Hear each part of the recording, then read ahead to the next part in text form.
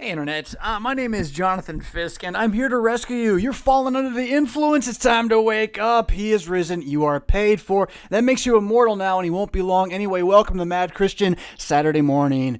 Chill. Oh, I gotta hit the right button. Where is it now? Almost.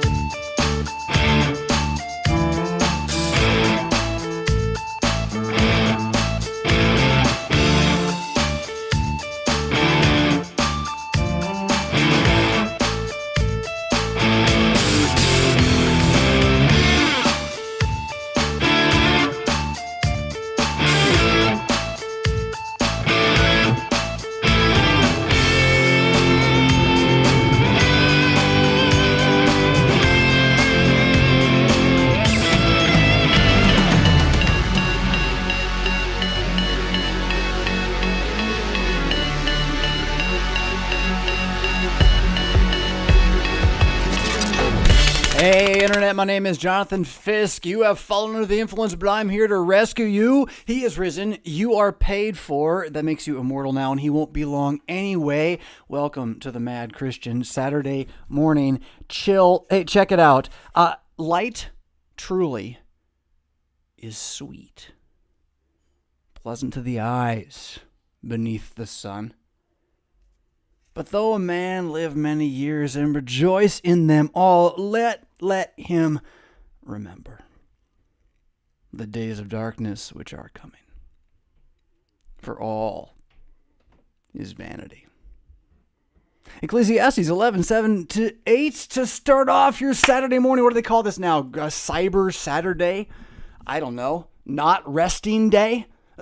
Not the Sabbath day? What was yesterday? Chaos day? Worship of crazy consumerism day? I don't know. I did give thanks the last few days to my God for my country, for my congregation, for my family, and I've tried to respect what I think he teaches about rest, which is that it's a good work, actually, to do it from time to time. Not to go more crazy, but to go less crazy. To get a little sobriety of mind by calming the spirit, sitting with friends and family around a feast, laughing as it were. In fact, we pulled a proverb out for that one. A feast for laughter, the Bible says, yeah. So some of that. But then also a lot of pondering for myself here as I try to take a vacation too. While at home, while doing TV, and asking, what does it mean to rest? And then pondering, as I've been encouraging you forever, if you listen to anything I'm doing right now, all I'm saying everywhere else besides Jesus has risen and the cross paid for your atonement, right? Like beyond that, my message to you right now is you should read the Proverbs. You really should be reading the Proverbs. If you are not reading the Proverbs every day, you are about the dumbest person in the world. That's what the book says, okay? So look, don't shoot the messenger, but get in on it, right? And Proverbs will lead you, God willing, to Ecclesiastes, one of the most profound total works I think I've ever seen. Oh my goodness. And I just finished again a read through. I'm never going to stop rereading this book now. And then Job, you want to master something. You want to understand the wisdom of the wise, the riddles, right? As Proverbs 1 verse 2 talks about, Job would be the riddle by the riddle master himself, I think. So, but for today, here's just a couple of the things I've found the last few days that I have found most inspiring to me. Beginning with the fact that my Bible says the days of darkness are coming. It's like the winter is coming, right? And if you listen to myself and Dr. Kuntz on A Brief History of Power with Two White Guys, you know about, or you will be knowing about. I'm sorry, we just recorded this one. It's coming up Thursday. You will be hearing about the dark winter and the language of the dark winter in political discourse on the global stage right now, maybe even out of potential presidents of the United States of America. And so what do they mean when they talk about the dark winter? And what was a dark winter? Where does that idea come from? What happened in, say, Jamestown when they settled it that first winter? How'd it go for them, that dark winter? And Martin, the writer of Game of Thrones, A Song of Ice and Fire, who I wonder if he really won't finish it on purpose as part of the thematic identity of the series, the more I ponder it. In any case, the phrase of the Starks, winter is coming, that he builds into the theme of the entire series, whether you ever read the series or not, is the idea that civilizations always experience thriving long summers during which the children and the children's children completely forget and disbelieve the narratives of, there's this boogeyman that's actually called death, winter, right? I would call it, actually, from a Christian perspective, civilization's tendency to eat itself to death and to collapse in on itself, especially in the cities, that kind of thing. And so when Solomon tells you, hey, no matter how good the summertime feels, no matter how good the harvest has been, no matter how many years of bumper crop are on the way, hey, Joseph, no matter what, you might want to remember what planet you live on.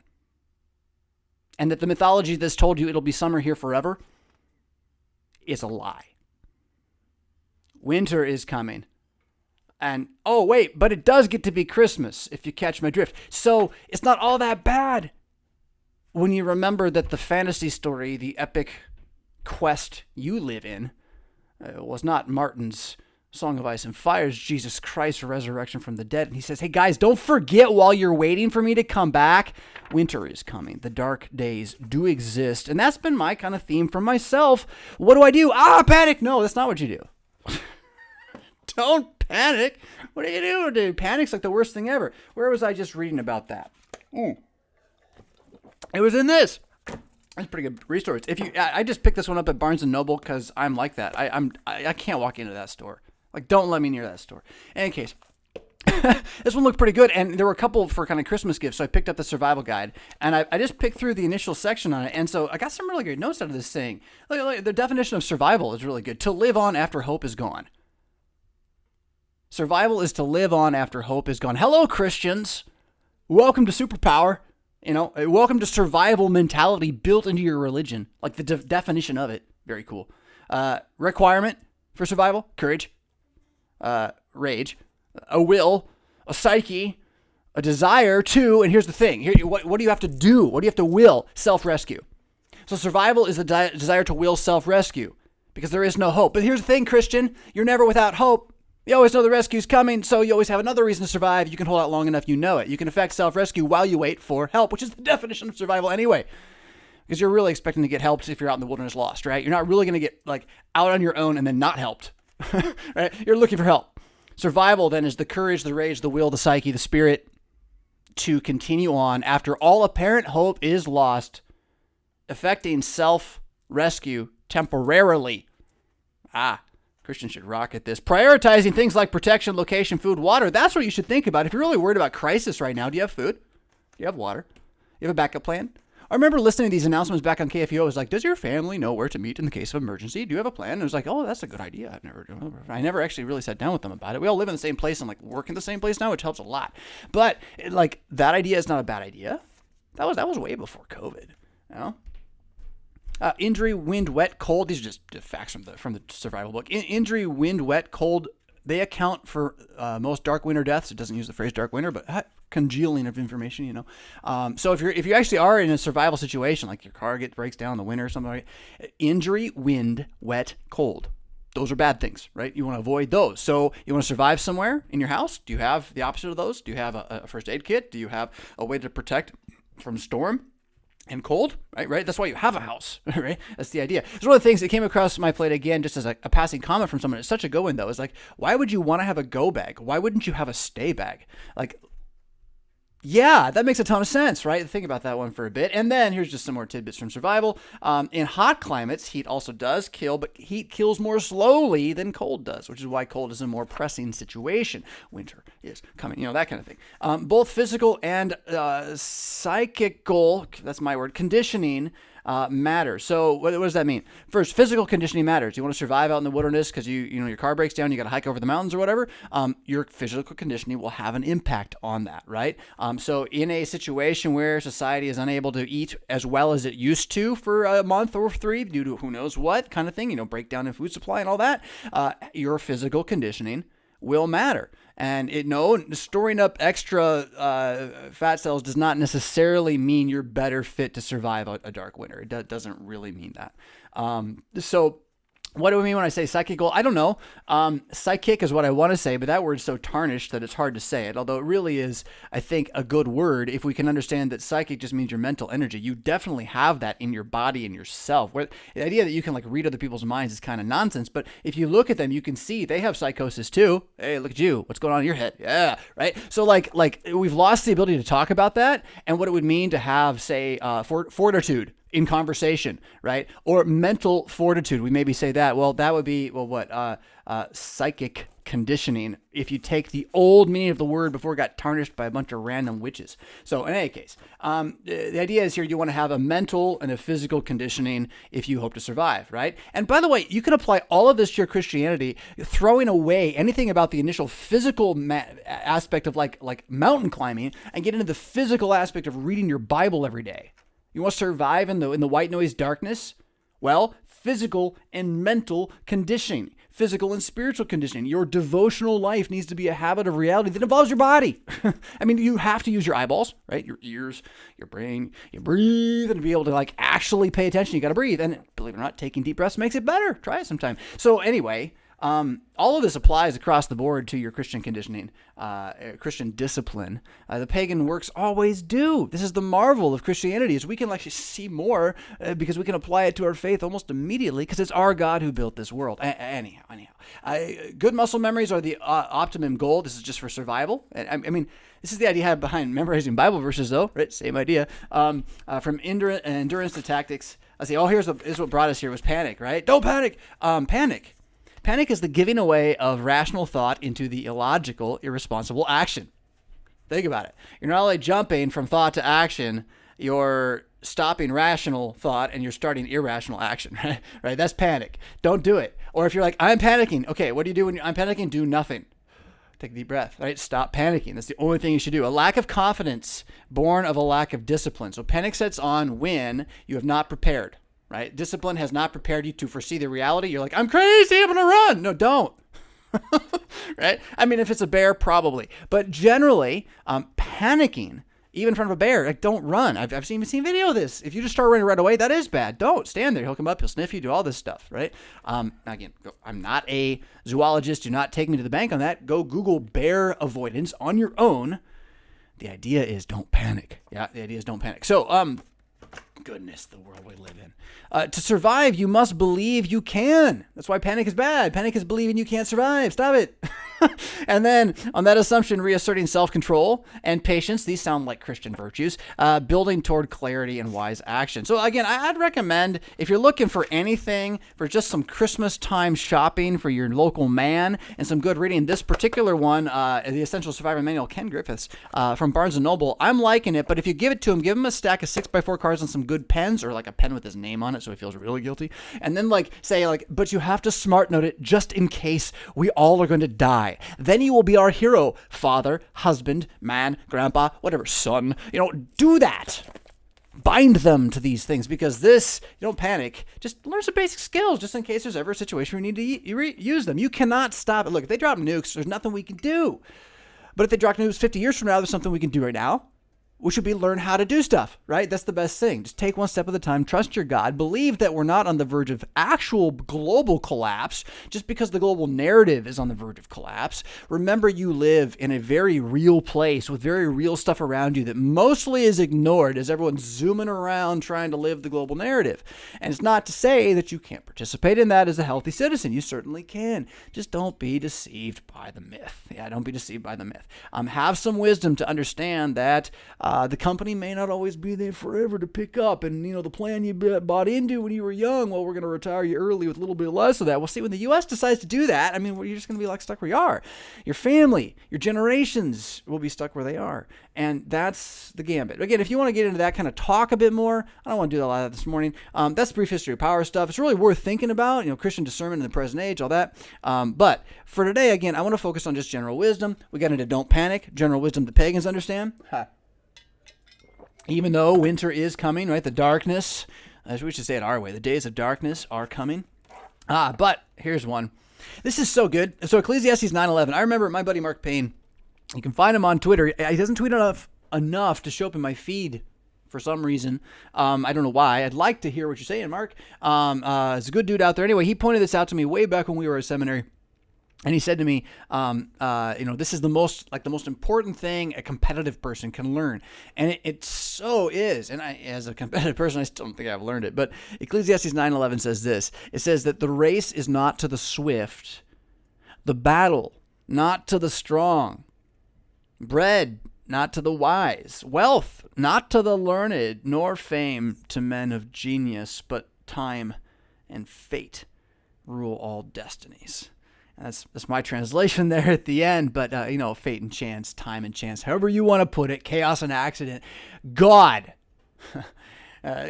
in his providence, which has allowed the suffering to be exacerbated so that we might be redeemed from and through it, God in his great providence does not always let things work out the way it would appear that they should. And this is the case on a billion levels, from quantum physics to why you didn't win the race, even though you tried the darndest hardest and all the TV said you should just try hard and you'd have your dreams come true, right? Well, if you can't admit that maybe you're just duped, you might be the fastest and you still might lose. And that's what the Bible says. And we could be Job and still lose.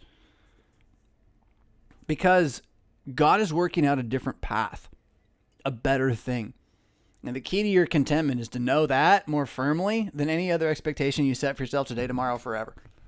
Just know firmly that the better path is the one you end up on, that your feet are set upon it, that it is not wide in the sense that everyone finds it, but so far as it is for you, it is wide and that it is firmly set. There's no slipping stones or trippy spaces. You simply are on and in and under the roadway that is the body of Jesus Christ. And so everything else that's happening, apply the wisdom which says, more or less, I think if you study all wisdom, it says, 95% of the time, if you do the right thing, it will turn out the way you want. If you work hard, you are going to succeed in some way. You can seize discipline and so by seize success. That's Proverbs 1:3, I think. So that's true, but not without the caveat that God is God. And he sets the measurement, and if he decides to change the length of a day without telling you about it, or just to mess with you even, or maybe not to do it and make it seem that way. That's why you should just listen to him, right? Listen to what he says, believe what he says, and not try to figure it out on your own. Because time and chance, well, while they are usually able to be discerned as kind of making sense, they also tend toward irrationality and what the fool becomes, which is a mad man for sure. So of course, because I am the mad Christian, I love it when this stuff jumps out.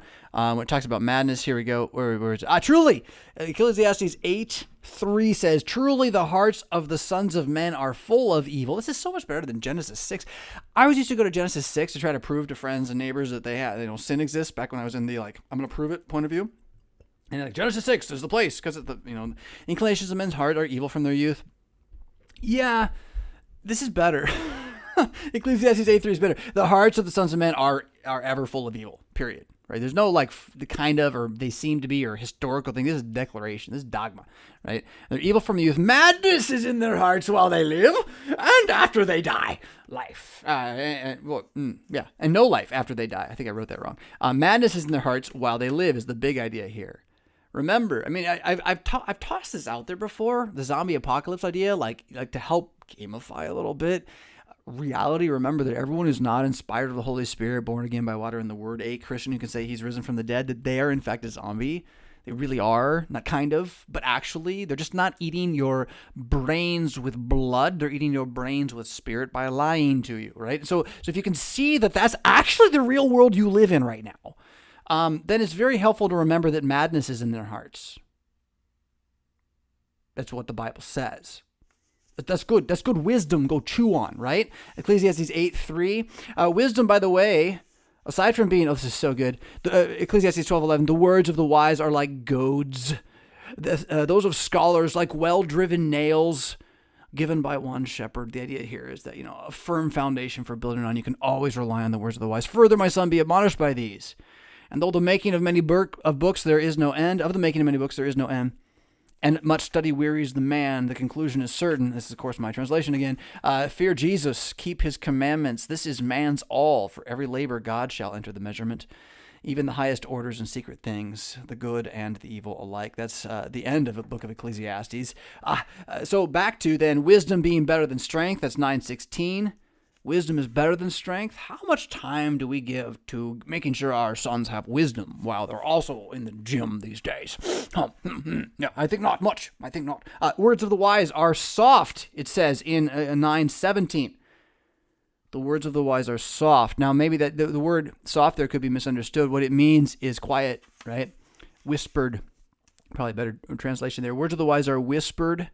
So listen, because it is hard to hear above the din of fools. That's 9:17, translation mine, but again, it'll be pretty close. The words of the wise are whispered, so listen, it is hard to hear above the din of fools. 9:18, it's all right in a row there. Wisdom supersedes armor. Oh, but a single wicked man affects much harm. Let's see here, and I had one more I wanted to give you. Did I lose it, or did I already use it? Just to come back again, hear it. Light is sweet, pleasant to the eyes beneath the sun, but though man live many years and rejoice in them all, yet let him remember the days of darkness which are coming. For all is vanity. And it's not really a joke, although the Christian is definitely able to laugh at it. The world might call him mad, but it's the world that's gone insane. Be right back.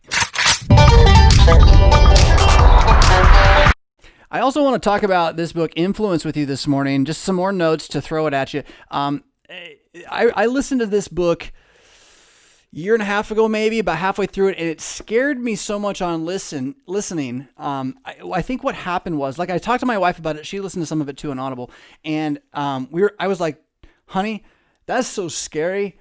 I don't even know what to think about a world in which this kind of science exists. And she was like, yeah. And then gaslighting. I just kept going, notifications and whatever. I forgot, honestly. I probably just forgot, but then somewhere down inside of me, there's that blue pill too, right? It's like, oh, I don't want to remember that. Well, no more blue pill for me. No way. So I bought it again. I bought it again. I bought not the Audible, but the physical.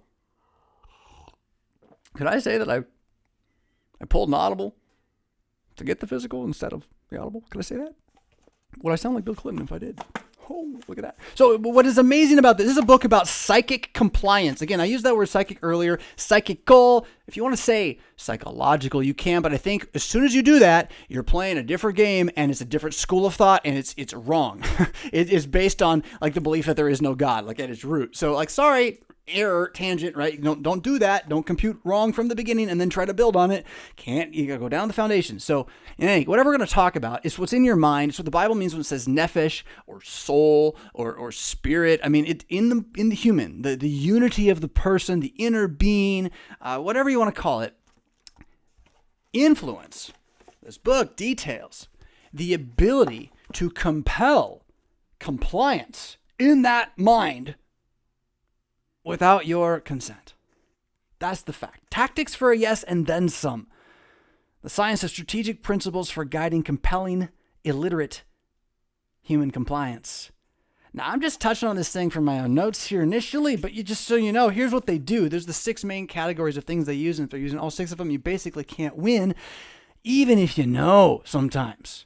Consistency, reciprocation, social proof, authority, liking, and scarcity. He mentions material self-interest as a given, and I'm not so sure. I'm gonna think about that a little bit more. But the point is that there is a commissible force. That is, you can pay for this. You can pay other people to do this for your message. A commissible force to incorporate, that is, to move into one body, donations, concessions, votes, assents, and other purchases. Now, all of this really happens once you have enough money to funnel into it to create more, which is what the big guys always do up there in altered carbon land. In any case, the point is it can create from the consumer, particularly automatic, mindless compliance. That's just from the introduction. That's page X1V, right? Direct quote, automatic, mindless compliance. The book Influence. If you haven't checked it out, you probably should. Found it from Tim Ferriss. Tim Ferriss. Hello, everybody. So there's some standard principles.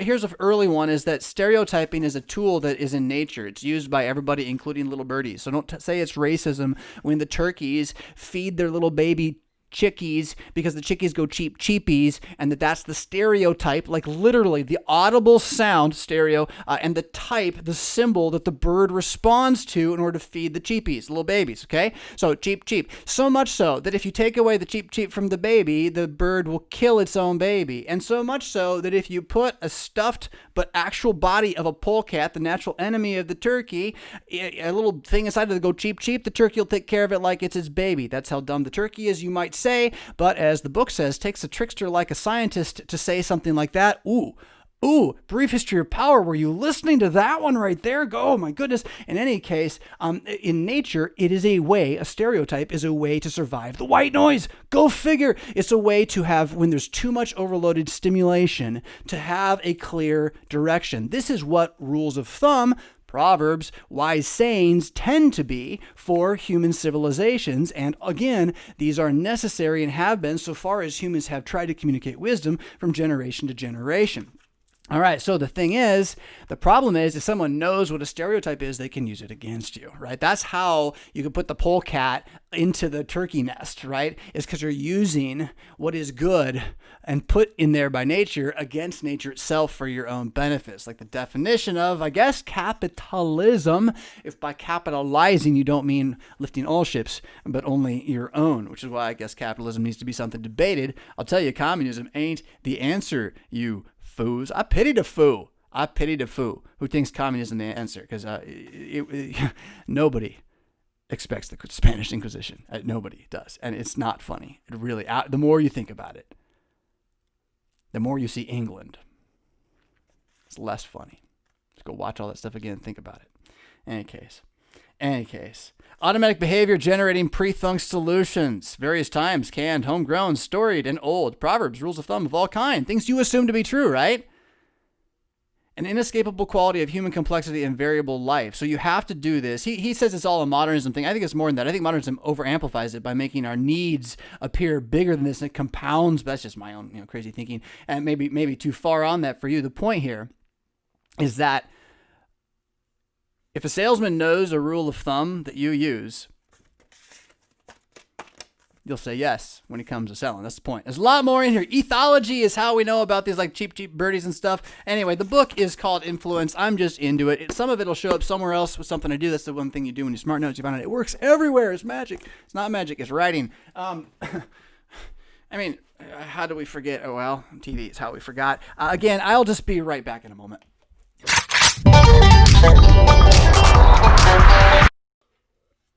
All right, so questions from you all today.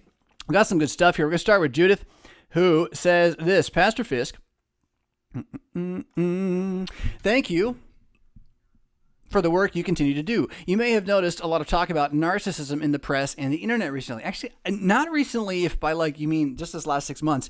If by recently you mean in the last 10 years, yeah, sure. It's definitely become a pop term of accusation, as you're going to talk about. I have been a recommender of a book called The Narcissism Epidemic for a long while now. I don't even know when I started recommending it. Gene Twangy, I believe, is the author. Highly useful, and yet... well, like many other things, what was the solution? We didn't have one. I think we do now. I think the solution is that modernism's a lie, and you got to stop believing in it. But again, what is this problem? Well, again, I'll let your question lead us into it. But the book, The Narcissism Epidemic, was way ahead of the curve on this thing, way ahead of the curve. And then the pop usage is way behind the curve. It doesn't really necessarily even know what it's talking about, right? There was more up-to-date research being done by these same scientists today. I mean, they've been working for 12 years on this stuff, right? That's not what people are usually going to be talking about. It seems like, as you say, everyone from pop commentators, life coaches, psychologists, and eminent professors have much to say on the subject. Evidently, there are several varieties and numerous manifestations of the problem. Yeah, the easiest one is it's a lot like the word Nazi. So as long as you're the Nazi and I'm not, I'm right? And so if I can say you're a Nazi with enough conviction in my heart to convince me that you're the Nazi, I think you're the Nazi, doesn't matter if you say or not. A Nazi would lie. Well, then I get a win, right? Well, if you're a narcissist and just care about yourself, and then I can only care about myself because that's what we have to do in order to look out for number one and stuff, right? And so, yeah, that's the way it turns out. It's not repay evil with good. That's not how people do it. You have to tell people to do it that way, and then they're like, no, that sucks. And you have to be a Christian and be like, well, but it seems right anyway. Yeah, right. Yeah, see what I'm saying? So the reason it's showing up is because it's an easy way to end discussion, because the goal of most talk on any media box today is not to have you talk back. It's instead to end discussion with you convinced that this is the way that it is. And again, the audio-visual mixture reality, and the more you add music to it, the more it'll do this, is there to turn off the natural and thinking sensors and turn on the natural feely sensors and make it so you feel as much truth while thinking as little of it as possible. And then you'll walk away convinced. It's called a magic brainwashing box. They don't call it that. I think that's what they called it in the initial research files, whoever did that thing. But what it is, again, is just the television, tell you what to see. Maybe they did call it just what it is. I don't know. So going on, as a pastor, Judith, really, Judith? I was wondering what you thought of this. Is it a fancy name for sin? It could be. It could be, and you're onto something there. Because incurvatus, the idea that sin is the curved inwardness, the self-looking at selfness of man, which definitely shows up in the late medieval discussions that end up in the Lutheran confessions. Yes, so there is that. However, I think it's a far more narrow term than sin, really. It is a particular way that sin manifests itself in the psyche. And from my understanding, and I'm going to reach here a little bit here, for my understanding, the one time and a half that I read the book, narcissism is when the individual on a diagnosable, like, test score basis, written test, like, you're going for the narcissism test and you fail it, right? That person, thus diagnosed, literally doesn't think other people really exist as humans in the same way. Like, that is the diagnosable narcissism spectrum branch, right? When you hit the end of the branch and you're like, yep, they're on that far end of the branch. Now, what Twangy found was that, there's always this in some number of populations, some amount of the population. What Twangy found, and her research buddy, I can't remember his name, sorry. One author's got to do. Yeah. What Twangy found is that amongst my generation, the number of people failing that test was on the slope up, and there was no sign of slowing down on the slope up. So what it means is every successive generation has simply got more people in it who don't think other people matter, right? Like on a psychosocial human-animal level. Like, you're not as much a human as I am, and they are not capable of processing thereby mercy, really. And that's a fascinating and terrifying thing. Now, I think that's probably some of where this language comes from in pop culture, but I don't think the language you're hearing is generally talking about what I'm talking about. And nor, if it was, it wouldn't use it so much to just be like, well, that's just narcissism. I mean, yeah, of course it is. If you're going to use it that way, then anything anybody says, vanity of vanity, all is vanity, says the preacher. Are you kidding me? Of course it's narcissism, you jerk. But like, does that mean we don't talk? But that's how they're using it, right? So that's why you're in the gaslit world of he who speaks loudest and gets the last word is apparently right, because we're out of time, right? That's the world you're living in. And when they know what they're doing with that, then they can end it at the right time and make everything as a longer narrative, gaslight, slowly change us into something that we're not. So I would, honestly, I don't listen to whatever you're listening to. And I would stop as soon as you can, get pulled back from as much of what the beast is saying right now as possible. Have a couple selective channels that you trust, and then go about life where you are with your work and your family, right? And pull away from trying to hear the broader narrative or see some sort of meta answer to the broader narrative. That is not going to be a unified answer. We are fracturing. The millennium is fracturing. Whatever we were building toward is Babyloning. And that's good. Thank God for it. Expect it to continue. Don't expect it to be riotous, except in the places where it already is, right? But expect it to continue fracturing, which means where you are locally just matters so much more. It matters so much more than the narrative of, say, what is Tim Keller saying about New York right now, right? I mean, that matters in the world, yes. Does it matter to you? It shouldn't really. It shouldn't. Not right now. What should matter to you is what your pastor's saying about your community. Or is he? Right? You should be talking about those things. You should be talking to your neighbors about what your community needs and how they're feeling right now. I'm chief of sinners on that. It's so hard, isn't it? Knock on that door. In any case, as a pastor, you're wondering what I thought of all this. I've given you quite a bit here, right? Is it a fancy name for sin? Kind of. Is it a catch-all phrase that lets women or men label their oppressive other? Yes. Is it a sign of the end when the love of many goes cold? Yes. I mean, like, rising narcissism diagnosable would be the definition of love going cold across a spectrum of society. No doubt, and well played. Now, does that mean it's the end of the world? Remember that the end of the world is an echo. The end of the world is a repeat. It is the Jerusalem collapse. It is the falling of cities and nations and big-headed, lofty, boasting beasts. And it'll just keep going on and on. To think that the U.S. as the final one is a bit presumptuous when it comes down to it. It really just is a bit presumptuous. As if it's even the U.S. I'm increasingly convinced we're not even the U.S. collapsing. We are a much longer beast called the Britain. And Britain is still in aftershock of a couple hundred years. Now, that's nuts, I know, but it's the Mad Christian, Saturday morning chill. So you get that from time to time. I do think the Earth's round. I do. But I also have started watching the moon. Not so much. I said this to my wife the other day. This is great. This is my favorite part now. Oh, it's funny. I hope you enjoy it. I do. Otherwise, I tickle myself for no reason. It sounds worse. The moon. I'm watching the moon, not to howl at it, but because I want to listen to see who's howling. Now, if you feel me on that, then you're on the Riddle Master agenda, right? You're on that task. Yeehaw. So, my thoughts. Thank you in anticipation. You are welcome, Judith. I think using the word narcissism at this point is not particularly helpful, unless you're going to tell the story of Narcissus as a wisdom parable. Anybody who would actually be diagnosably narcissistic, if you told them that, it wouldn't do them any good. It would, in fact, probably give them the ammo to go learn about narcissism and then start using it as a tool to attack others and calling them narcissists. So you're not really helping anybody by calling it out that way. It's more just one of those many pieces that should affirm what I was saying earlier about the zombie nature of fallen mankind, which is that they're mad. And they're mad in different ways. And some of them are mad by not even knowing there's other people that are people. That's why they kill babies and stuff. Remember this great civilization, this make America great again. You want to make America great again? Overturn Roe v. Wade. That's what I'm saying right there. Get her done. Okay, so moving on. I'm going to take 5 seconds. Be right back. I want some water. I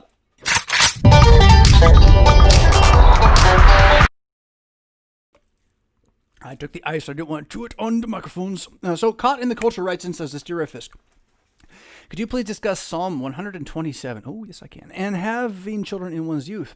Mostly, yeah, I think so. My husband and I are a young couple, 25 both, I'm assuming, wanting to start a family. By saying you're young at 25, by the way, that's a bit naive. You're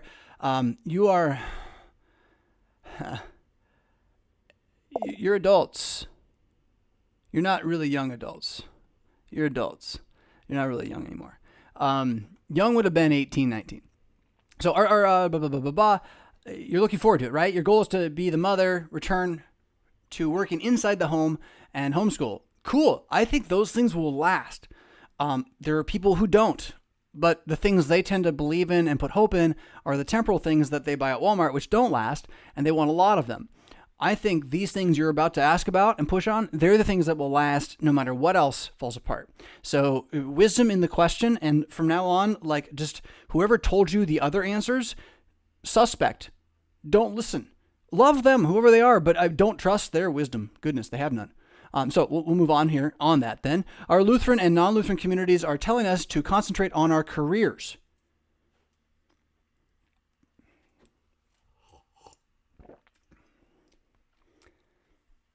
I mean, is anybody watching? Like the world? Really?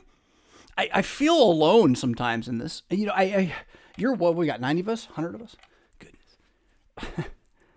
Especially me as a woman. Yeah, of course. The most important thing for you as a woman right now is to make sure you do not make sure the species survives the collapse that's about to happen. All right, not that it's a collapse. There's never going to be a collapse. Trust America. Wait a minute. Right. Give a setting for 7 or even 8, for you do not know what evil will be upon the earth. You tell me.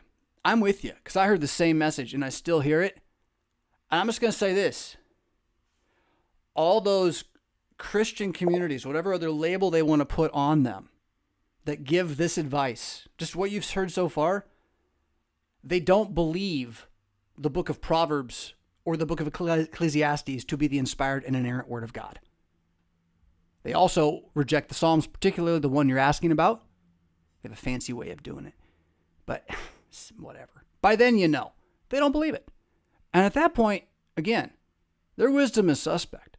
And you're under no compulsion to try to humor them with the nonsense they're spouting from the anti-father feminist age that we are so deep into now. We're like nose deep into this thing. We can't even believe it. You know what the Bible says? The Bible says that when God curses you as a country, he puts a woman in charge. That's what the Bible says. Now, you go ahead and call that sexist and scream, or you can believe there's a God and that we're about to have it happen for the first time. And you can just do the math. Do the math. Believe or don't believe. I don't care. I can't control that. That's why I call myself the man. I can't make you think I make sense when I tell you what God says and it makes sense and you just don't want to. So, Proverbs, it's clear. Ecclesiastes, it's doubly clear. There should be no question from the New Testament alone that the role of man and woman is to become a family before all other things, and that if you try to worship money before you worship God, it ain't going to work out. Yeah. Careers. Just put mammon in there. Our Lutheran and non-Lutheran communities are telling us we should concentrate on our mammon, especially me as a woman, and that it's irresponsible to have children at this age and irresponsible to have only one adult in the workforce serving our Lord Kronos. I don't know. What? Serving what? Communism? What are you? Where are you? You got a crescent? What is it? Sickle and a hammer? It's insane. Is what that is. And I lived under this again. And I understand that there are those who are caught in the middle on this. Who are like, wait a minute, I haven't thought these things through enough. Yes, that's right. It's been silenced as an argument for a while anyway. I remember a story from seminary. I don't know. Goodness. I remember a story from seminary of a guy coming in, high-end, high-powered dude. This guy, he did a master's level substitute teach in one of my classes. And I'm just a young pup, right? And this guy was great. I mean, he was just like, I want to follow this man. I want to listen to this man talk about Jesus forever. And it was just amazing. So he came from outside the LCMS. He already had a PhD. He was going to the seminary to get an MDiv, which is going backwards, but he had to because our system's like that for some good reasons that maybe aren't as good as they could have been, right? In any case, so he does it. And what's he want to do is like work underneath at the SEM having abandoned like Harvard, prestige. He wants to work on birth control. And they told him, oh, that's a settled argument. So the discussion has not happened. And it's not been allowed to happen. And the fact is, whatever else I might say, if you can't get it out of Psalm 127, it's not my issue. It's not the church's issue. It's not Jesus' issue. It's your issue. And it's who you want to worship. It's who you want to worship. So let's check that out here. I can pull this up right away. Bam. This way. Psalm 127. This is part of the Sons of Solomon Psalms, by the way. You're supposed to say this every day if you want to pray for the patriarchy as a man. And by pray for the patriarchy, yeah, that's exactly what we're talking about right now, is fighting back against the white noise, which is trying to undo the image of the Father, who is our God. The Father who is our God is an abomination to the abomination who is Satan. And what Satan then wants is to scar the image of God. And what is the image of God? Man. What is man? Father. Husband to wife, father to sons. Now, what is a son but a man born of his father begotten? What is that then but the picture of the triune God again, built into man? And what's the devil's end? To scar that image, to bind it, to put it away. So what's he wanted to get rid of? It's clear. It's clear. Just look. He spent like 1,000 years playing this game. It's breaking in front of us because the nature won't let it happen. But his game is to get rid of man, get rid of father, to make us forget such things exist. So in a day in which the president-elect of the United States is advocating 8-year-old transandrogyny experimentation publicly, you're going to tell me not believing this hasn't had an effect on man and woman? You're going to keep fighting for Jesus out there, pretending that he's going to hear your prayers when you won't repent? It's not about having as many kids as you can have. That's awful. That legalistic movement is awful. It's just about knowing who we are, who God made us to be. And if you won't believe who God made us to be, what do you want to be saved into? Unless the Lord, I always say Jesus Christ, by the way. The The word is Yahweh, right? We've done this before, but for review, the word is Yahweh. And that pronunciation is uncertain. Jehovah would have been another pronunciation attempt. Both of those have scholastic arguments against their certainty. And so when we say Yahweh or Jehovah, we're just kind of making stuff up a little bit, maybe, but we're not sure, right? So we say the Lord instead, following the Hebrew intertestamental tradition of not even really saying Jehovah. No one ever said that except Jehovah's Witnesses and some scholars in the 1800s, 1700s. But what they would say was Adonai, which is where the vowels for Jehovah come with the consonants for Yahweh. Again, a long story. But, they would say Adonai, which then translates as the Lord. And then, of course, the New Testament clearly has Kyrie, the Lord, often as a reference point to Jesus. But I think rather than just assuming then that the Lord should be used in place of the name Jesus back in the Old Testament, I kind of think when you want to call on the name of Jesus, you should call on the name of Jesus, right? So what I have just started doing, and I recommend it for the whole world, and if I do nothing else in my life but start this little tiny pebble that changes the mountain of Christianity for the next 1,000 years, say Jesus Christ when you see the word Lord in the Old Testament. Just say it out loud. You should be reading it out loud anyway, right? Say Jesus Christ. And if you're like, well, what? That doesn't make sense. How does this make sense? Well, then look at it again, because it does. That's who it is what you believe. So unless Jesus Christ, Psalm 127, unless Jesus Christ builds the house, those who build it labor in vain. So what's the house? What's the house Jesus Christ is supposed to build? Now, the argument from the Christians who want to not believe this is about you and is just about the Christian church and thereby get out from having to have children, because clearly having children is to be avoided for some reason, for the sake of stewardship, which is money again, right? Interesting. Anyway, they will say that the house is the nation state of Israel, Old Testament style, not the new one, the nation state of Israel. And that this is a prayer about how if God does not restore Israel, then there will not be a Israel. Well, they're right, actually. They're very right. That this is ultimately about the church. This is ultimately about salvation in Jesus Christ himself. That if it's not the work of God to restore the fallen creation, then it shall not be done. But you know what? The whole thing's built on a poetic structure that uses the term house, because a house exists in real time and space as a thing. Now you can say it's a symbol in the poem, and you're right, but it's a symbol based on a reality that actually exists, which is that if the house does not get built, then God, or if God does not build the house, the actual house, then it won't get built. Well, what's a house for now again? And this is where you got to go into how is that word used in the Old Testament? Well, a house is very clearly your tribe and your family. Very clearly. A very real thing. And it's funny how the Christians want to have like the fulfillment of the type without the type. Like, what are you talking about? You don't want a house? You don't want a family? What kind of foreigner are you in our midst? Weird. So unless Jesus Christ builds the house, though, those who build it labor in vain. The very beginning of this is that you can't build your own house. You can't build your name. You can have as many kids as you want. God will kill them all. He did that to a couple families. He made sure they knew about it too. You can read about it in the Old Testament. Why would he do that? Because they were evil. Because they had plans to harm people. And so he wipes out wicked men by the hands of godly men and wicked men alike. That's the left-hand kingdom, as the Lutherans would call it, the government of the sword, and all this kind of stuff. But the point again is that even that only happens with God's desire. That's what the next verse says, or the rest of the verse says. Unless the Lord watches over the city, the watchman stays awake in vain. So you can see this nice line being drawn from the father of the house to the father of the city, or the king. This nice line through patriarchy as the real structure of creation. That's how humans are made to exist, is in patriarchy. That thing that BLM's trying to destroy, that they hate so much. Yeah, that thing is actually, again, if your agenda is to attack the patriarchy, your agenda is to attack the Father who is God. Like, just straight up, that's it.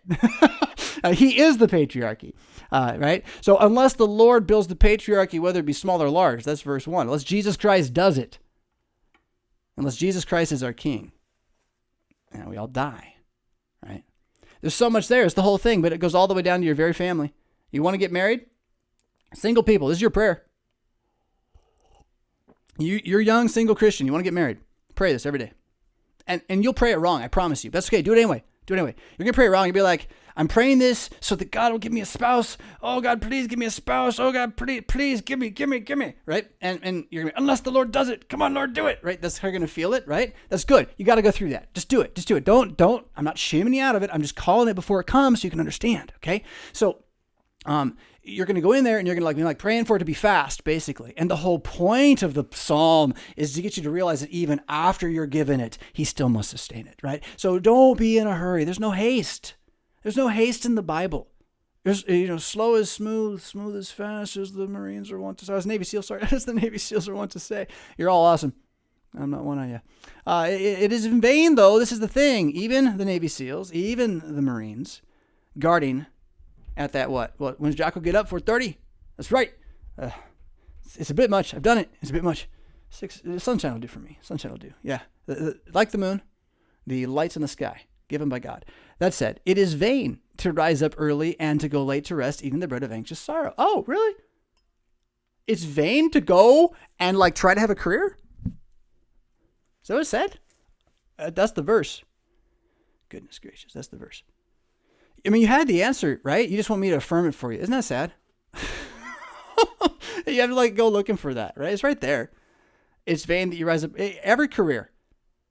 And so someone's like, but I have a career and I've worked hard for it and it's not fair. You would say my career's not worth it and it's full of my own vanity. I'm like, well, dude, go in peace. Because if you can't acknowledge it from the start, well, then again, I would say you've probably settled down in the land that you're supposed to be a sojourner on, right? I'm all for digging roots, as long as I realize those roots are going to burn. And again, you're just confessing we don't believe Ecclesiastes. We just don't believe it. It's not in the Bible. It doesn't count. And we don't read from it anyway, right? Nobody does. Why not? It's not the best. The best is Jesus. But this is Jesus saying so, here's how it is. in terms we can get, modern people. So listen. Wow.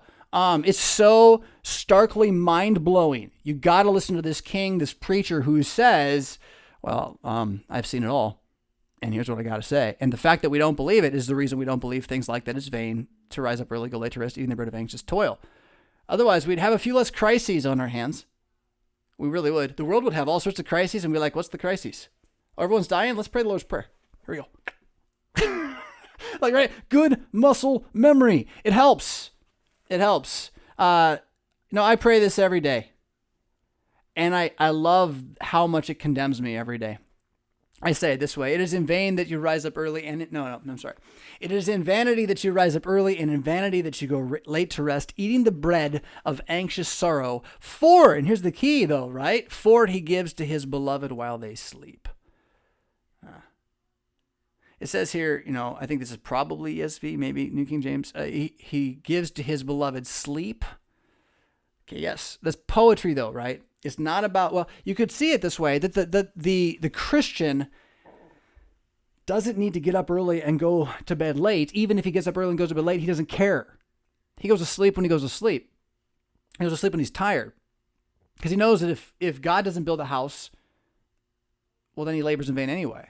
And so if he's tired, there's nothing he can do about it at a certain point. Now, there's all sorts of warnings against laziness. That's not what this is talking about. It's talking about honesty. So the fact people would pull out the stuff about laziness to make this go away, again, that would be dishonesty, I think. What you want to know is that no matter what you plan, and this is how you can know that the advice you've been given is just so terrible. And I have no qualm saying that now. It's just so terrible. They basically told you to put your trust in anxious toil. Before you have a family, you need some more anxious sorrow, because clearly wealth is something the Bible encourages us to make sure we have enough of. Never once does it tell us it's deceptive. No.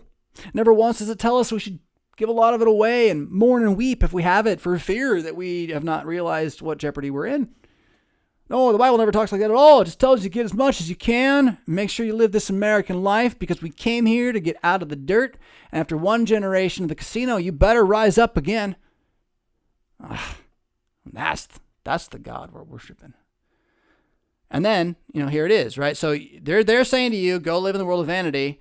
And God's saying, well, you could just sleep all day. And if I wanted to, I'd make you king.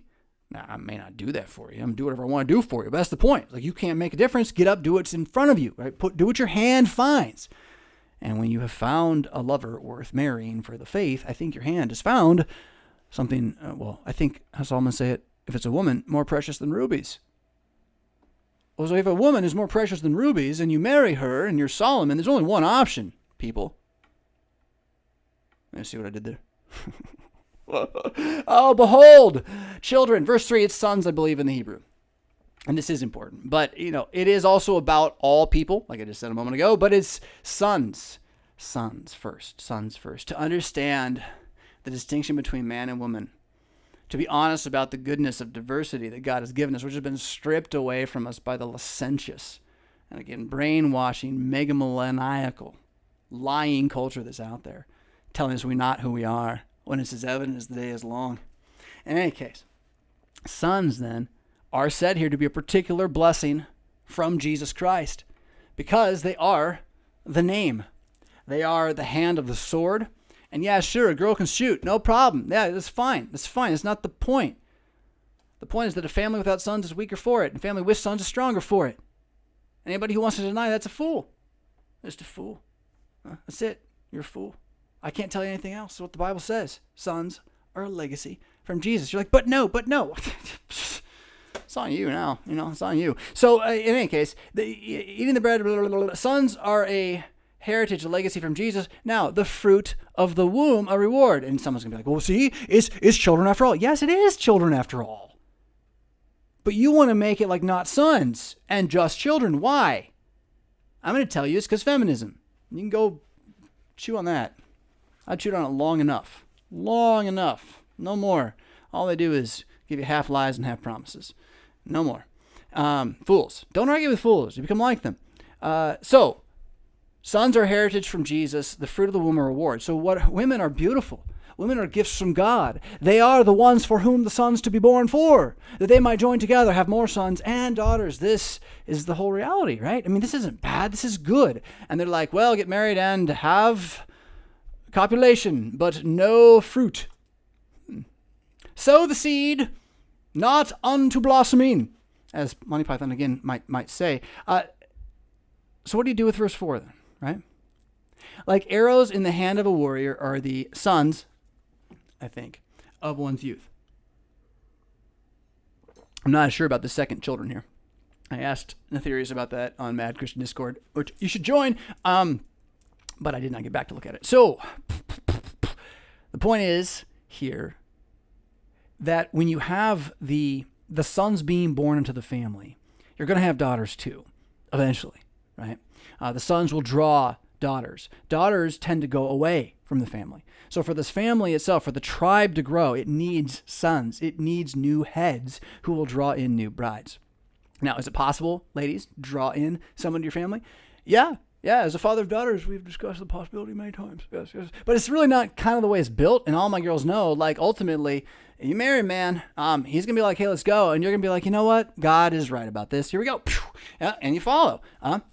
So in this, then, the sons become necessary for the village. The sons become necessary for the society. They are not, in the name of the individual man matters less, although it's an emblem of this, as the existence of the people. And the existence of the tribe. That's why the scepter is the symbol, right, of the head of the tribe, the authority that needs to be there, the father, for all to pull together. Again, it's all tying up to the king who is Jesus ultimately. So, but verse 4 then, I mean, again, like arrows in the hand of a warrior are the children of one's youth. Now, is that what's bugging you? Is that like if you wait, you'll only get children of your age? I don't think that's really the point. I'm pretty sure this verse does not have birth control in mind, right? Like the entire Bible's written with birth control not as an option because it's not an option. Like back then, it's not an option. There was no option. Right? So if you have an option now, it's new. Just kind of acknowledge that. That's helpful in the discussion. If you can just acknowledge it's new. And so you can't really argue about it from this text directly, right? There is no, like, you would have had children later if you didn't have them younger. The point is that if you get married and have children, if you're younger, you'll have more who live. Now, don't forget, not everybody lives, even now. And as much as we've gotten used to thinking we're all going to live till 80 and 90, maybe that fracturing is worse than we thought in some other ways that aren't as bad and as radically apparent as we thought, but maybe, well, I don't know. Statistics, right? I know that after 40, they're dying anyway. Those are real people. Those are my friends, family members, church members, all that kind of stuff. Arrows in the hand of a warrior are the sons of your youth. Like for your tribe, for your family, to have any is to have some, and to assume you can do it. I don't think Frisbee will feel like I'm throwing her under the bus. She had pointed out, she always briefs me all the questions, and she had pointed out, the tendency in the sales pitch now to freeze your eggs. You got way too much trust in science. To freeze your eggs, and wait 10, 15 years and then have kind of in vitro fertilization. Now, aside from all of the abortifacient problems that come into that play, so Christians really shouldn't even be thinking that. Like the idea that this is all just going to happen without struggle, that it's all guaranteed, it just works out. You just push the button, here it comes. It's just not how this works. And the stressors that can be put on the body throughout this. I mean, this is, we go into talk about abortifacient birth control and chemical birth control. One of the major arguments, aside from the abortifacient tendencies of chemical birth control, is going to be that it's just really bad for you. Like if you look at its side effects and what it does to your body over time, it's just really, really bad for you. And they'll even kind of like acknowledge that, sort of, but then they'll say, but the effects are better. The effects are better. And then you're like, oh, okay, yeah, sure, because you're an authority. I believe you. And you go on. Well, okay. What do you do with this? The children that you have, every single one is arrows in the hand of a warrior. Now, here's where this gets me every morning to the next verse. Blessed is the man who fills his quiver with them. Okay, good. So you want a lot of these kids if you can have them. Like, God, give me kids. That should be a prayer. It should be a prayer. And the day God can't give you kids is, God, thank you for the kids I have. Or if I don't have any kids, God, show me how to love the kids that you gave other people. But the point is, again, there's no bad babies. I mean, they're sinners, everyone. But they're not from God. Blessed is the man who fills his quiver with them. Now it says he here. Now there's some debate, I think. I'm going to go look at this again. But the plural is the way to understand this, I think. It's not about the man not being put to shame when he speaks with his enemies in the gate. It's about the children. The biggest thing lost in the entire argument about when you should have kids is how sad it is not to have a brother when you're a boy. How sad it is not to have a sister when you're a girl. No one's talked about that. No one asked us, did they? That gives you the right to stand in for a generation to decide who they get to be by stopping God's divine, creative, sustaining marital action. Guilty as charged. But I don't think I have to tell you that you have to listen to other people telling you to make the same mistakes I did. I hope that helps. I'll be back in a few minutes.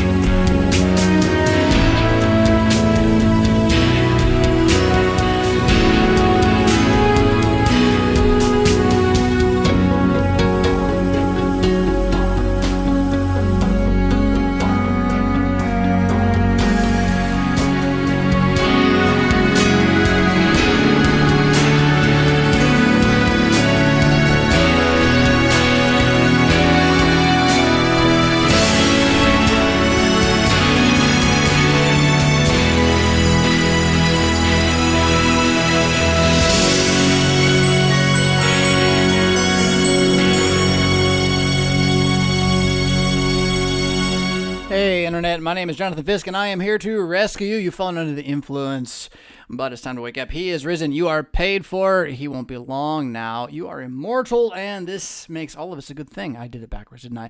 You are immortal now, and he won't be long anyway, so why not hang out and watch this Saturday morning chill? I'm the Mad Christian. I still got it wrong. This is the Mad Christian Saturday morning chill. We're going to go back to some more of your questions from the grab bag here this morning. Although what we've got left is a couple of longer ones. So we're going to go over here and see if we can check these out on this screen and see what that feels like for a bit here today. Matt says this. He says, RevFisk, I often deal with people who say things like, so-and-so is incredibly dogmatic in his position that, ... Lutheran stuff, blah, blah, blah.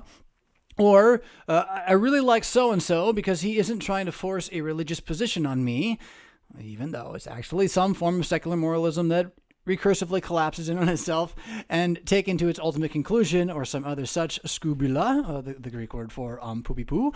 In conversation then, Matt goes on, I managed to be patient with them, but every fiber of my being wants to shake them around and scream. Don't you see the implications right under your nose? Or do you just not want to see them? My answer is yes. That's the key. Feel free to insert a big tirade here about the lack of basic reading and listening comprehension and ability to reason more than half a step below the surface of anything. Well, I don't know if that's all that it is. I think it's a bit too much to say it's all that. I think there's a lot more willfulness going on. Your body knows. If you don't know, your body knows what's good for it when it's going to get what it wants. And if you're not conscientiously, mindfully fighting back against it, and you're just letting the TV tell you what to do. Yeah. Anyway, it's not just about illiteracy. So I go on. I go to the sacrament regularly. Good. And believe me, I confess this particular sin often. It sounds like pride to me, I hope is what you're working on. Although my outward actions wouldn't betray too much of any of this frustration that you feel. Well, that's good. From these discussions with my atheist friends, this is something I continue to struggle with. How do you manage to be so patient? What are you talking about? In terms of breaking things down to first principles, expanding upon them so eloquently. Well, I don't get into these kinds of conversations like the one you're in. Straight up. I don't. So you're going to talk about my book here in a moment. And from there, well, let me give you the answer after this. I'm going to read your part because I think it connects. Before you respond with, read my new book. I've already read it. Oh, where is it? Photoshop. What are you talking about? Before you respond with, read my new book. Talk them into it. The Truth About Making Christians by Jonathan Fisk.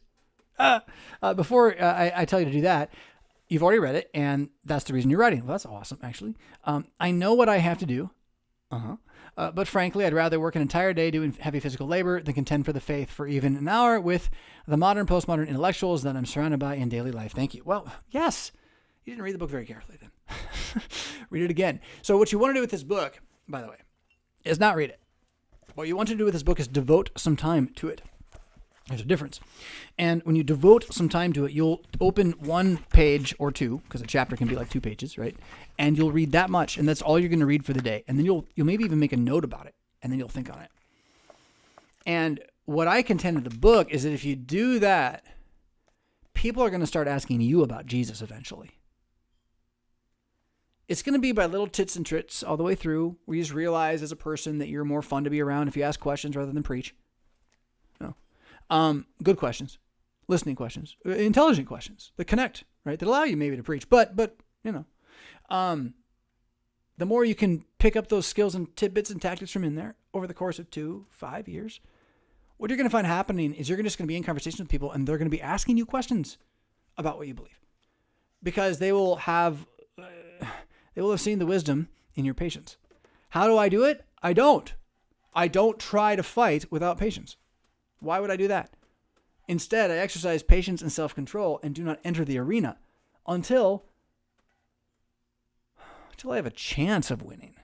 Now, this is not to say that the Holy Spirit cannot convert somebody in a moment through some random thing. The Spirit will blow where he will. But I am going to say that the Bible's pretty clear that arguing with a fool is the wrong decision. And if you want a biblical definition of a fool, an atheist is kind of right up at the top of that thing. Even if he's really smart and wise in a lot of other ways, on this matter, he is a complete moron. So the scriptures say, it's not a personal accusation, and it really has little to do with whether or not he can tie his shoes. It's more about final implications, right? That when we're talking in the world of first principles, the atheist wants to believe there is a first principle without first principles, or that there are first principles without a first principle. Or they'll say reason, as if that answers everything.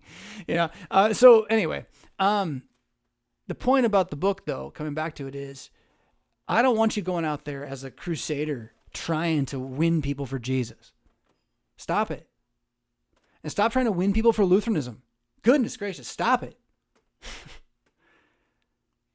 Believe it yourself. Ponder it. Feast on it. Just let it be your daily bread. Forget trying to give the daily bread you got to everybody else. Just eat it until they start asking for what's at your table. Now, someone out there's going to be like, you said don't do mission. Whatever. I'm so done with that argument. And you go back and fundraise or something. Sorry if you didn't get that. I know somebody did. Yeah, right. So anyway, I don't manage to be patient in daily life. I'm not very good at it. I'm really good at performing on stage. I'm an actor. Untrained, mind you. But I can get in front of a camera and I can remember I'm in front of a camera. And that's really helpful for not saying, yeah, hold your tongue. It's good like that, right? So, okay, you want to apply this. What you really want to do then is remember that not only is your atheist friend listening, but so is the devil, via a demon of some kind, who's probably around your atheist friend, maybe several of them. Whether or not directly in him or not, I don't know. I don't want to know. I don't care. I just know darkness is what he says he believes in. Okay? So, but you've also got an angel, at least one, and he rocks, and he's behind you and with you and whatever. So whatever the evil is, it's not really there with you. But if you go in and play intellectual battle games of scoffing with the atheist, the angel's dude, what are you doing? Dude, you could be praying right now. Dude, why are you arguing with the scoffer? What are you doing, man? And then if you go pray, that angel's going to be standing there, and the scoffer's going to be scared. And he's not even going to know why. He's going to walk in the room, you're praying, and you're ignoring him. He's like, hey man, what's up? How's your God doing? And you're like, yeah, I'm fine, whatever, man. I'm going to go pray. And he's going to be like, that didn't work. Why didn't that work? It's because there's an angel right there. And his conscience is affected by it. His psyche's bothered by it. But you're too busy thinking you're the one fighting the darkness, alone, with your intellect. Stop. The intellect is valuable. It's good. It's a gift. Knowledge is a gift. Pursue it. But if you go pursue it in the book of wisdom, it'll tell you right away, shut up. Not because you can't say the right thing. Of course you know the right thing. But because they're not listening. You're throwing pearls before swine. And that doesn't mean hate the person who's the swine. It means don't throw the pearls at them. Figure out how to lead them away from swinehoodness. Slowly. Maybe just lead yourself out of it yourself. Don't live in it yourself. Don't wallow in the muck with those who have no hope, right? You with me, Matt? Yeah? That's a good question, man. God bless you as you continue to find your way. Because I cannot begin to claim to be good at talking to my friends and neighbors about Jesus. I know that what's in the book is what I need to ponder for 2 to 5 years, 1 page a day. That's what I'm doing. So I'm not just trying to sell you. Although buying the book helps me get forward and move more. And by the way, if you support me on Patreon, yada, yada, yada, right? Don't you hate that? That's how it works though. That's what I actually have to do to you in order to make this system work. I hate that. But that's the rules. I'm supposed to distract you and suddenly be excited about you giving me money, right? Yeah, well, anyway, I'm on Patreon, and it is important. Maybe we'll talk about it later. Of course, the buying the book, of course, I want my books to sell, because the more my books sell, the more the information, the ideas are getting out there. But the reason the book's for free, and if you sign up for my newsletter on Mad Mondays, there we go again, at RevFisk.com/newsletter, I think, you will get it for free as a digital copy. So the idea is not to make money on this. The idea is for me to learn this, and I want to take you along for a ride, because I think by paying careful attention to it over time, rather than trying to go out and fight with it right away, the battle is going to come to you, and you're going to find it's a battle you didn't pick, and it's a battle you can win, therefore. How do I put it that way? You don't get crucified on any of the crosses you choose. You don't win the battles you try to fight for God that you pick. got to redefine winning anyway, don't we? Yeah. So Ellie says this. I'm a Lutheran Christian in Oregon. Oh, this one's fun. Yeehaw. You guys ready? Buckle in. I'm a member of the LCMS. I was baptized as an infant. God bless you. I guess it's Eli, not Ellie. I grew up in the church and am, by most definitions, a conservative individual. Right. Living in Oregon, one is classified as conservative based on where they stand with our governor's edicts. Yeah, I get it. There's other things afoot, right? But it's a thing for sure. I started my career in cannabis. This would be marijuana, right? Pot. For medical patients over a decade ago. As time has progressed, see, I don't know when Oregon started. So you weren't right on the cutting edge then in Oregon at all, right? Maybe. Well, I'm curious now. But anyway, as time has progressed, the status of this plant has been made accessible for recreational use in Oregon, also recently in Illinois. Number of states, right? They're all trying to get to the money game, and the way Illinois is doing it is the way Illinois does everything. It's quite sad how they're doing it. Forget the issue of should you and how. Dear heavens, God help us from the wicked men. Preserve us. Anyway. I believe, Eli goes on, that this plant has a beneficial use within the created order, and I am not convinced that our American argument against one of God's plants is beneficial for its use within the created order. And my response immediately to that is, that's interesting. I've never, ever heard about anyone talking about that in Christian circles with care and attention to science. I want to know more. So that's where I'm at on that, right? Okay, so Eli goes on. I don't have any crisis of conscience regarding how the Lord has given provision to my family and me through my employment. But as a conservative individual, I hear a multitude of politically motivated attacks from my own party regarding my work. I currently work in capacity, which isolates molecules from the cannabis plant, which have a line of non-psychoactive products made from CBD, CBN, and or CBG. We do carry a THC psychoactive product line in Oregon under all legal permits, restrictions, and requirements. So just to make sure it's clear there, I think, the politically motivated thing there, Republican platforms generally are against cannabis, right? They are against pot across the board from Reagan and Nancy, right? Don't do drugs. And so the war on drugs, that's Reagan, and the idea that this is a position that needs to be taken for the sake of the culture wars is one that Christians have continued to maintain. And so the Republican Party often will talk about these things. It reminds me a little of the time I first called my local congressman, who I really like, and he found out I was a pastor, and the first thing he wanted to talk about was how they do youth events where they don't cuss. and it's like, is that really what the pastors are most concerned about these? Oh goodness, are they watching? Golly. Yeah. So definitely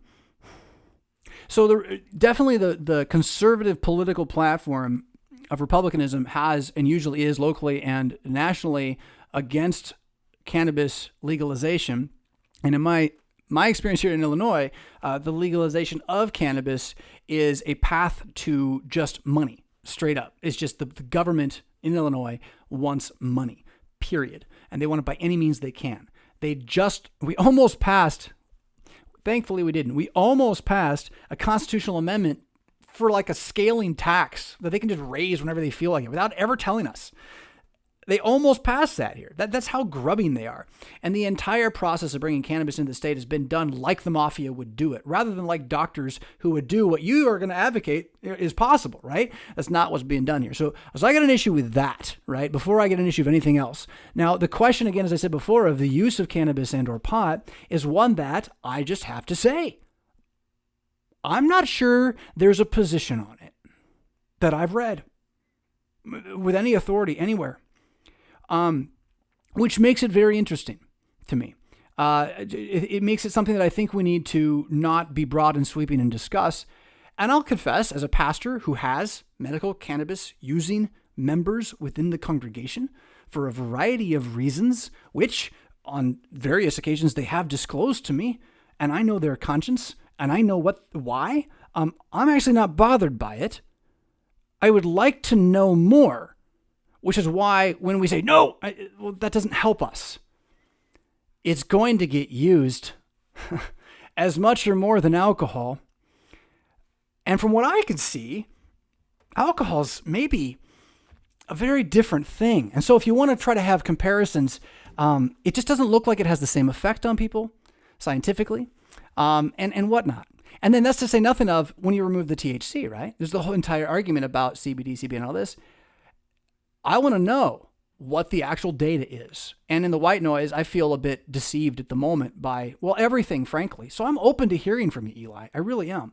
And I'm open to hearing about what this means, because I just don't know how I, as a pastor, can continue to tell people, oh, sure, go on the third or fourth antidepressant in the last 2 years that you're trying, that's giving you so much trouble.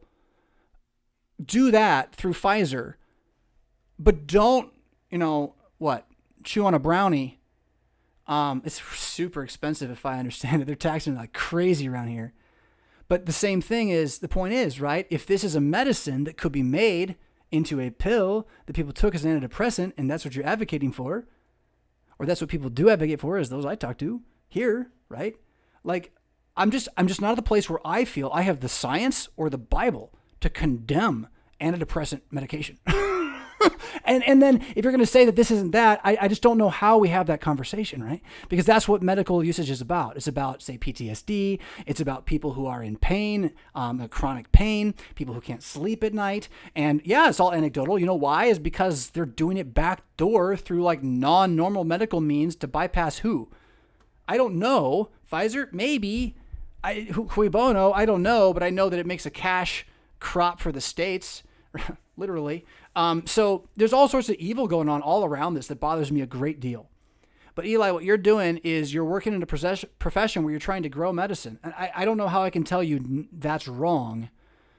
I don't know how I can tell you that's wrong until I have more science. And so that's why I really, I advocate, as soon as we're done hiding from each other and we're willing to take the masks off and talk, we should have some sort of conference on this and many other issues. I got a whole list of them, things that we just never have talked about that are kind of important. I don't know, virology, vaccinology, the use of abortifacients in vaccines, these kinds of things, they matter. So yeah. Your question goes on, though. I give you credit here. Are we Christians programmed by our history so much within the last 100 years to imagine that there is no use for plants and natural substances which were created for us? I don't think that's all that it is. I think that the fact that THC is a mind-altering chemical has something to play with it, and people should, whenever there's any kind of mind-altering chemical, people should sit up and wonder about its usage and its impact on the human, whether it's our psyche or our body. These things really do matter, and those questions matter. What again continues to confuse me is the treatment of cannabis as something distinct from, say, sugar or wheat or some of those other things that have caffeine that have mental effects on the head without talking about it, studying it, seeing what it actually is. And then you go Joe Rogan style on the history of how it got made illegal, and who knows? So I'm just for conversation, and I think that's my position, because frankly, we don't have a position that I know of to point to. And so until we do, I'd say we should talk about it more, right? Open to talk is a good idea. But to say that it's just a matter of knee-jerk, we're just Christians who haven't thought about it, I think the drunkenness is something we should always be concerned about with any chemical that changes your mind. And again, I drink plenty of coffee. Too much, maybe. I think about it, though. I really do. And then I make sure I understand that, with the measure I give, so is the measure I receive. So if I'm going to drink my 8 cups of coffee a day, maybe it's not quite that much, 6 cups of coffee a day, I should just be a little slower to speak on these matters. That's kind of the way I'm looking at it, right? And say, well, maybe the big spin they put on us is a big spin. And people where they are got to make their own decisions on some of these things. So yeah, is alcohol right for you as a medicine tonight? No? Well, I mean, that's the Christian freedom we talk about as Lutherans, I think. And so that's sort of where we got to go with this, I think, in conversation. So this question also comes on the heels of Oregon's decision to introduce psilocybin therapy, as well as other things, I believe, right? So it's not like Oregon's the miracle land of drugs. I mean, it kind of is terrifying that, cannabis is one thing, and, crack, heroin, they're kind of different. We should study them too. We should know what they do. You think? Anyway, psilocybin, this is the mushrooms, right? Shrooms or LSD would be the fake version of this, popular in college campuses. Send your kids to college. It's safe. In any case, it's now been legalized. Where to go? This is good, though. For therapy. As a Christian, and then I'm going to talk about the psilocybin before the end of your comment. I need some more water. So it shouldn't be any secret. I'm a Tim Ferriss fan. I've been a Tim Ferriss fan for years. And he's been very forthright about his use of and then pursuit of information through research at, say, Johns Hopkins. He always drops Johns Hopkins because they are a big deal. Whether they're honest or not, I don't know.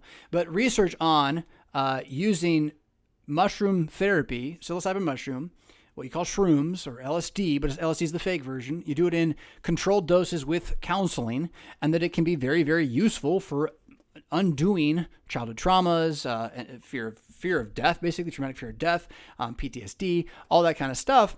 And like, if that's true, that seems wise to me, that you would make use of a medicine that could help somebody. Now, the challenge with a lot of this is we're trying to look at all this as if it's like an atheistic world, and these are just material elements. And that's where, so Tim Ferriss starts talking about, where do you go to get this done right now? You got to go to a shaman in South America. Oh, well, that sounds like a good idea. No, it doesn't. Because why? Because spirituality is not neutral. It's not neutral. And so in all of these questions, when you're talking about any substance that changes the way your brain thinks, including caffeine, it changes the way you believe the world exists. Try living without it for a day. See how you feel. Try that with sugar. See how you feel. And see how you feel after 2 months. Feel much better. But whatever you're putting in, just remember, it's going to have spiritual impact on you. That goes for alcohol. That goes for your vegetables, frankly. Not because it's like a direct thing, but because your gut is part of your emotions. Your emotions are tied to your hormones. Your hormones are tied to your entire system. And so if you ate too much the last 2 days, well, you know how much energy you have, don't you now? So it's not rocket science. It is a matter of willpower or a matter of understanding. And that's kind of the entire question then, right? What are we doing to ourselves with the things we put into ourselves here in America is maybe the broader question. And I think this is one part of that, Eli, and I want to encourage you not to feel like too put upon. And I frankly, God bless you for standing up and saying something, because the stigma, I think, probably has you afraid to some extent, right? Like, you don't talk about this because people will just assume you're not a Christian at a certain point. And imagine that, imagine that. I don't know.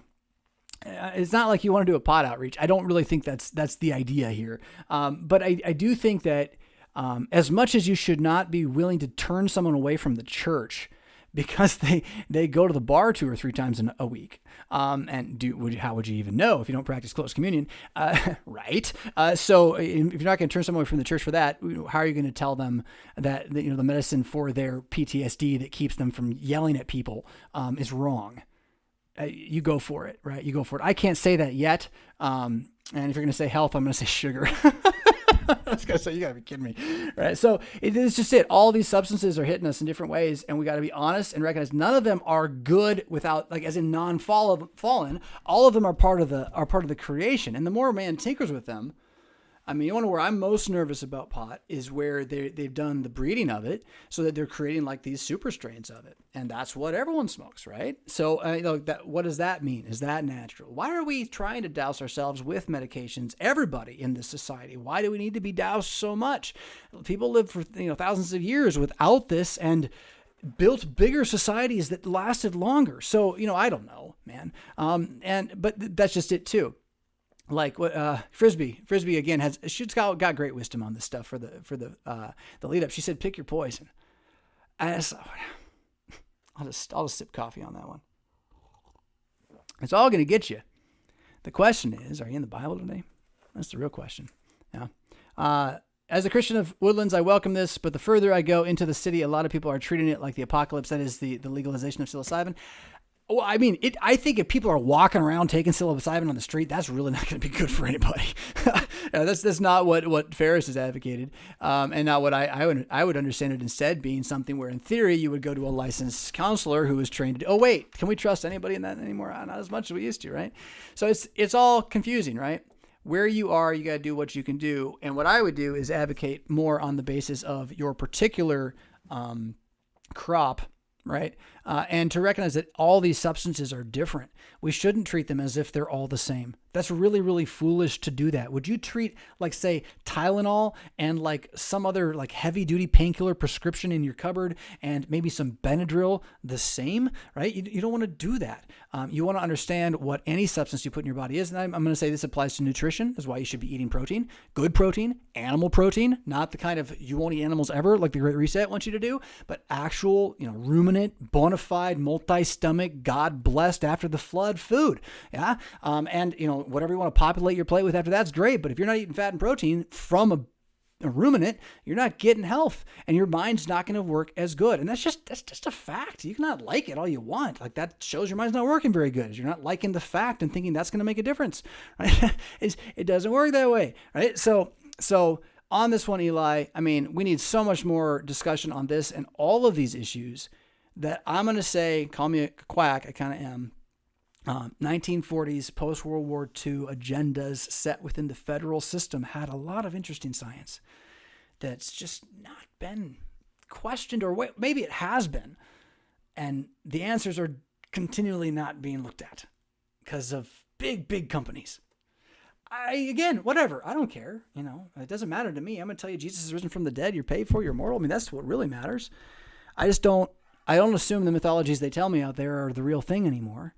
And then when it comes to a thing like this, where all I've got is mythologies and, personal experience from like bad decisions when I was too young, which, by the way, let me just trumpet this, any young viewer who's watching, 25 and younger, your brain is not developed yet. And it is shown you can cause like spiking bipolar or I'm losing the other one now. Paranoid delusional realities. You can spike that in your head permanently by going into THC. And that is shown, which is why having it at a 21-year-old bi level in Illinois is bad. It's bad. But at the same time, it's shown that doesn't happen to older people. And so for someone who's struggling to sleep at night in their late age, and they can take a little cookie and fall asleep, I have a lot of trouble telling Eli he can't farm, right? A lot of trouble telling Eli he can't farm. So it's all going to be taken in its context. And that's why Christians got to be wise. We don't got bullet points for life. We got the books that God has given us to teach us wisdom. And have I said it? You should be reading yours. All right. I want to get to those super chats. And we got one more long one there from Luke, and Luke's been waiting, I think. So I'm going to do Luke before I do the super chats. We'll come back to you. And if you got any comments on that question, we got plenty of time here. On that last question, I'm happy to engage you so to make sure there's no misunderstanding from what I've said today. I don't want to give a false assumption to anybody out there. Fisk said this about pot. It's like easy. Fisk said, let's talk about it. Fisk said, like, if there's Christians using it as medicine, we should ask them why before we tell them they're not Christians, right? That's what Fisk is saying. So Luke says this, Pastor Fisk, I need water again. Oh, we can do it this way. Here we go. That's wrong. This way. There we go. Pastor Fisk, I put off asking this question for ages because I'm not sure I'll like the answer. I'm only recently Lutheran and was independent fundamental Baptist for most of my adult life. As such, when our daughter was born, she was not baptized because we wanted her to make a decision. My wife is not Lutheran, although slowly becoming more open to it when I discuss it with her as she becomes more and more disillusioned with evangelicalism. Good. It's a pretty normal path. That's good. However, when discussing about baptizing our daughter, she has been against it, still holding to the Baptist view. Ironic. No, it's not ironic. It's pretty normal. It's like a sticking point, usually. That or the Lord's Supper. It'll be one of them, but not both. And that's what's ironic. It's usually, I was like, why isn't it both? Why aren't you up on both of those? They're like, well, the one I'm fine with. The other one I don't get. Okay. So you did it. Luke goes on, though, and this is important. So you baptized your kid, right, without your wife knowing. When our daughter was asleep, I got water, went in, and did a secret baptism in the name of the Father and of the Son and of the Holy Spirit. Was I wrong to do this? Yeah, mostly, yeah. Was this baptism valid? This is the problem. I think so. I'm pretty sure. You're the only witness, which is awful. That's really bad. So we just have your word for it that you did it. Can you see where I'm going? So it's your way out and your way in at the same time, but it's really bad, actually. Like, is it? I don't know. But you have no choice but to have her baptized again. And that's show you why it was just hasty. Hasty. Hasty. And if you don't know what that's from from Lord of the Rings. So I don't mean to be mean, but I want to think this through with you here, right? And I want to show you where the real stumbling stone is. So, can I tell my daughter and tell her to have confidence in God's promise? Yes, actually, I would say you can do that too. Although it's going to out then, right? Like you're going to hide this in the family. How's that going to be good for you guys? Like, it's really not a good decision. Or should she be baptized by a pastor? Well, again, I think to publicly witness the event, you must affirm the reality for others. There's a reason why, normally, unless the person's like about to die, you don't do this, right? Even a father of a child, unless there's a real worry, you wouldn't do this. And that's a good instinct. That's a good instinct, to not do it. Yeah. Okay, so there are no confessional religions in my country as far as I'm aware, but there are Anglicans. Okay, now so again, the bigger issue is not that you did it in your family. The bigger issue is that you did it without your family. You hear what I'm saying? So I'm gonna go on. My daughter does believe the gospel, and my wife and I agree on most things, like law and gospel, for example. But it is difficult to have a wife who teaches contrary to sound doctrine on the sacraments. Well, let's step it back and have a wife who teaches contrary to her husband. It's difficult to have a wife who teaches contrary to her husband. That is difficult. There's at least 4 proverbs on that. They're usually about the corner of a roof. Again, you don't have to like it. Whatever. I'm done caring about you not liking Jesus. So it's on you. I know what it was like. Sorry, I lost the line. I know what it was like for me leaving behind the Baptist doctrine and coming to see that what I've been taught was wrong. So I try to be easy on her, but she seems to think that I am trying to undermine her faith in Jesus and have her put her faith in a symbol. Which is why, if I believe that too, I would also take that stand, and why patience with her is important. So, all right. The thing is that you did it, and you need to tell them you did it, and then tell them that, you're not even sure if it really worked, because you can't be. You can't be. You can be and you can't be at the same time. But the point of baptism is that you never want to doubt it at all, and you just made it doubtable. At the very least, did she assent to it? Even the infant is awake when we baptize the infant, and we have the parents assenting as a sponsor, as a witness, right? So, or our sponsors doing it as a witness, so that again, there's knowledge for the baptized that they're baptized beyond the baptizer. And that's been removed from your equation. And somehow I would advocate you need to get that back in the equation, right? And then to do that, I would say you just want to either repent before God, keep this for yourself, just hold it to yourself and pray for God to just handle it however he will. Or tell him what you did and say you're sorry and don't do it again. I don't know. That might be really bad. That might be really bad advice. I don't know. How forgiving is your wife? She's not going to feel happy about this. It's going to feel real betrayal. And that's where I want to go in a different direction here. Because here's the thing.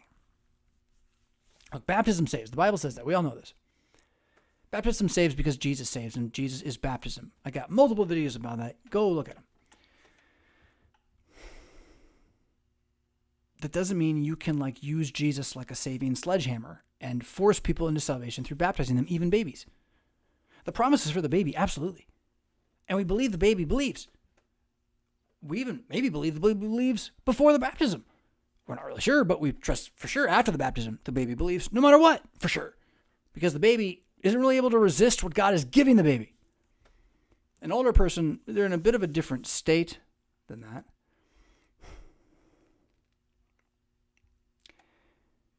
But to try to grab that gift and force it onto anybody as if God is not the author of it. Because why are you doing it? Are you afraid she's going to die? Right? You're afraid she's going to die without baptism? Afraid she's going to fall away without baptism? Who do you think you are? Who's the author of baptism? Does he have an order for it? Yes. Why do you think you're going to put one over on him? He's like, oops, I didn't even know. Good thing you baptized her. I would have missed that one. He's got this. And baptism is indeed how he's got this. And he wants to give it to you, but do not make it a law. My counsel to you, brother, is that you came out of evangelicalism kinda, but you got a lot of legalism following, and it's going to trail you for a decade plus. Watch it like a hawk. You will turn the gospel into law every chance you get if you're not careful. What should you do? Invest in the Proverbs as your new way of thinking about life, right? And then continue praying those Psalms as gospel. That they're all for you. They're Jesus' words. You can't be pulled out of those things. And get yourself a good diet of some New Testament reading, of course. A little Paul, don't hurt. Yeah. But like you gotta just know it, man. Jesus is risen. You are paid for. So there's no rush. Even when you think there is. In fact, the moment you think there is, you're panicking. So that was a hard answer, man. I want to talk about your wife's struggle with faith in a symbol. The irony of that is that you're always putting faith in a symbol. If you understand the word symbol to mean what the word symbol means, which is that Jesus ain't right in front of you, right? So you're like, I just believe in Jesus, right? I just believe in Jesus. Okay, where is he? He's in heaven. Okay, how are you believing him? I believe in Jesus. So you're saying Jesus, right? The sounds Jesus are a symbol of the man who's in heaven. All our talk about the man who's in heaven are symbols we are spouting about the man who's in heaven, which engender faith in all of us. That's how the Word of God works, how language works. It's all symbols. That we distinguish between like that and like the reality which arises out of the primordial chaos of quantum physics, and say that this whole world then doesn't have the capacity to be what God makes just simple words be. I think it's a bit arrogant, right? And what it is you're missing. You're narrowed in on the trees and studying the trees and not seeing the forest. But then you're not going to get at her directly. Like, hey, honey, you don't see the trees, or you don't see the forest for the trees. Like, that's not going to work. What you got to do is show her the forest somehow. And the forest will not be by talking about baptism or the Lord's Supper. The forest will be some other great and marvelous element of God's active fulfillment of promises in time for you. So just as much as your baptism is something that you can rely on as a in-time confidence boost, like, oh yeah, I'm baptized, God's got me, right? Oh yeah, I'm a Christian, I believe in Jesus, he's risen. It works the same way. So give her that spirituality first. Live like that with what you share first. You might not even need patience, you might just enjoy it, you know? And enjoy the conversation. Enjoy worshiping the same God, because in theory you do, because it's the triune one, and you both believe the Bible, right? So stop focusing on the verses that divide you. Let them sit there. Don't ignore them. Don't pretend it's not there. But she knows it's there. You're the head and the teacher. Lead toward unity. Read the whole Gospel of John together. Don't talk about baptism or the supper. Just talk about what it means to be in Jesus. See what it does to you.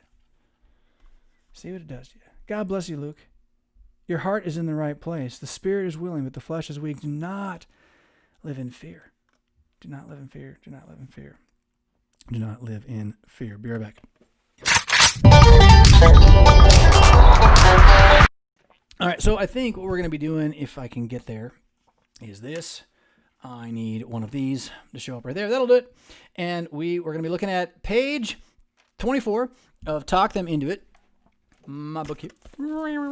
And just going to dig into, again, the whole idea is through careful reflection, repeated truth, letting something consistently be a story you hear, gradually reworking your mind from the person who's afraid of talking to people into the person who loves talking to people because you know how to do it.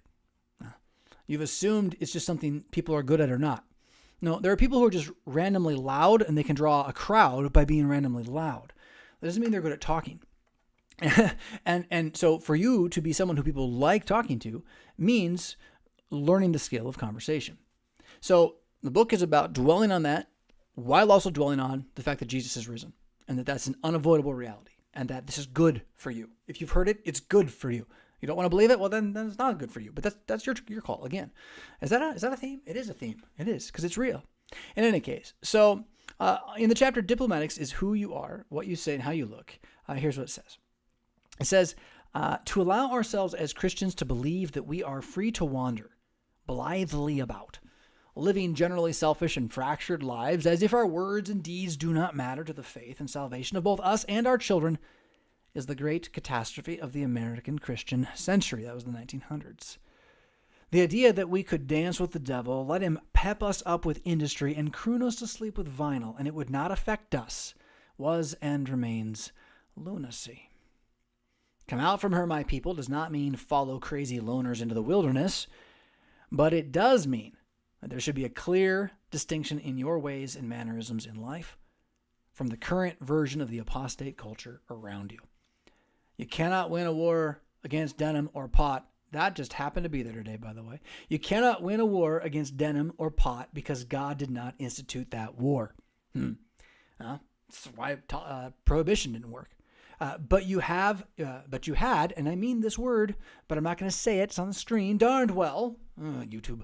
You had better win your war against failing to say the creed, the Lord's Prayer, and the 10 Commandments out loud in the morning. And all that such a life of faithful speaking implies, by promises pure and holy, you shall awaken. Mind freed from mental slavery, living a bodily life which believes it more and more, no matter how large the raging infernos grow. So that's another thing when you're talking about any life coaching, decision-making. If your parents are telling you, your pastors are telling you, various people are telling you, do this, don't do that. Hold on. Right one. There we go.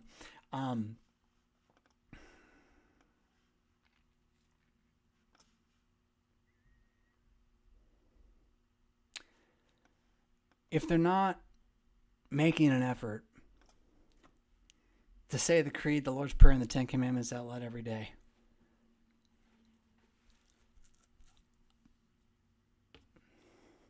are you? If we're not, why do we think he's going to answer our prayers? I just preached against legalism a moment ago. I'm not saying we can strong arm him. I am saying the warnings say, don't do what we're doing. That's what I'm going to say. And it's scary, right? It's scary. I see Wolf Miller's in the house. What's up, Brian? Luke RS says this from a super chat. Hi, Pastor. Please, if you have time, could you answer my question about baptism? You poor guy. He even threw in the super chat. Luke, I did not mean to miss you last week. That was an accident. So forgive me for that. And thanks for the super chat. And again, I thank you for the super chat after, or maybe it was before, all of the answer. God bless you, my friend, my brother. Jedi Knight Anakin Cringewalker chimes in. Is it necessary that Jesus saying he'd be back soon meant his final return to rule at the end of time? What if soon is when we die and he'll also be back to rule at a later date? And I think it's a good question. I think it's a homiletical move that is, yes, it's true, but I don't think, if you look at the context, he's talking about soon. That is, in every era, you should believe at any moment. That's the idea, right? And then that applies to your death because if you die, you kind of jump to judgment, at least. We know that much, right? So that is true. But the real watch, I am coming soon, it is as Peter, right? He does not count time or slowness as others count it, as James. It's one of those, right? But the 1,000 years. It's Second Peter. Day is like 1,000 years. The one that's always used by the pragmatic atheist to spout evolutionary stuff, right? Like, it's clearly symbolic. I don't believe in symbols. Wait, what? Wait, I'm confused now. So yeah, I think I answered that for you, Jedi Knight. Thank you for the question. Let's see here. Was there anything? There's one. Arsant Angel Fire says, talking about prayer, I have a student that always asks me to pray for her tumbling or cheerleading. How do you pray for something selfish like this? Well, I don't know if it's entirely selfish. People are tactile. People move. Sports can be good. What is interesting is how much value people have placed on their experiences and the success of their competitive experiences in the gladiatorial arenas of the day. There's a lot of energy, money, time expended on this, and even lifestyle generation for many children. I would contend it's a big part of the casino. It's a big appeal of the casino, right? But that doesn't mean that there's nothing of value in learning how to tumble or to cheer for people. I don't mean to be sardonic. Honestly, both of those things have real places in reality. How do you pray for her? I would pray for the person's insight always, right? The first thing I do whenever I pray for anybody is to say, Lord, whatever your will actually is for this person, fulfill it in Jesus' name. And if it be for them to have great wisdom and insight, bring it from my lips or another time. Yeah, that's where you start. And then, you don't have to tell them you're not going to pray that she wins, right? But you could pray that she stays healthy, that she doesn't fall. There's a lot of sports cause damage over a lifetime. People don't even realize the damage they do to their arms and legs and whatnot until later.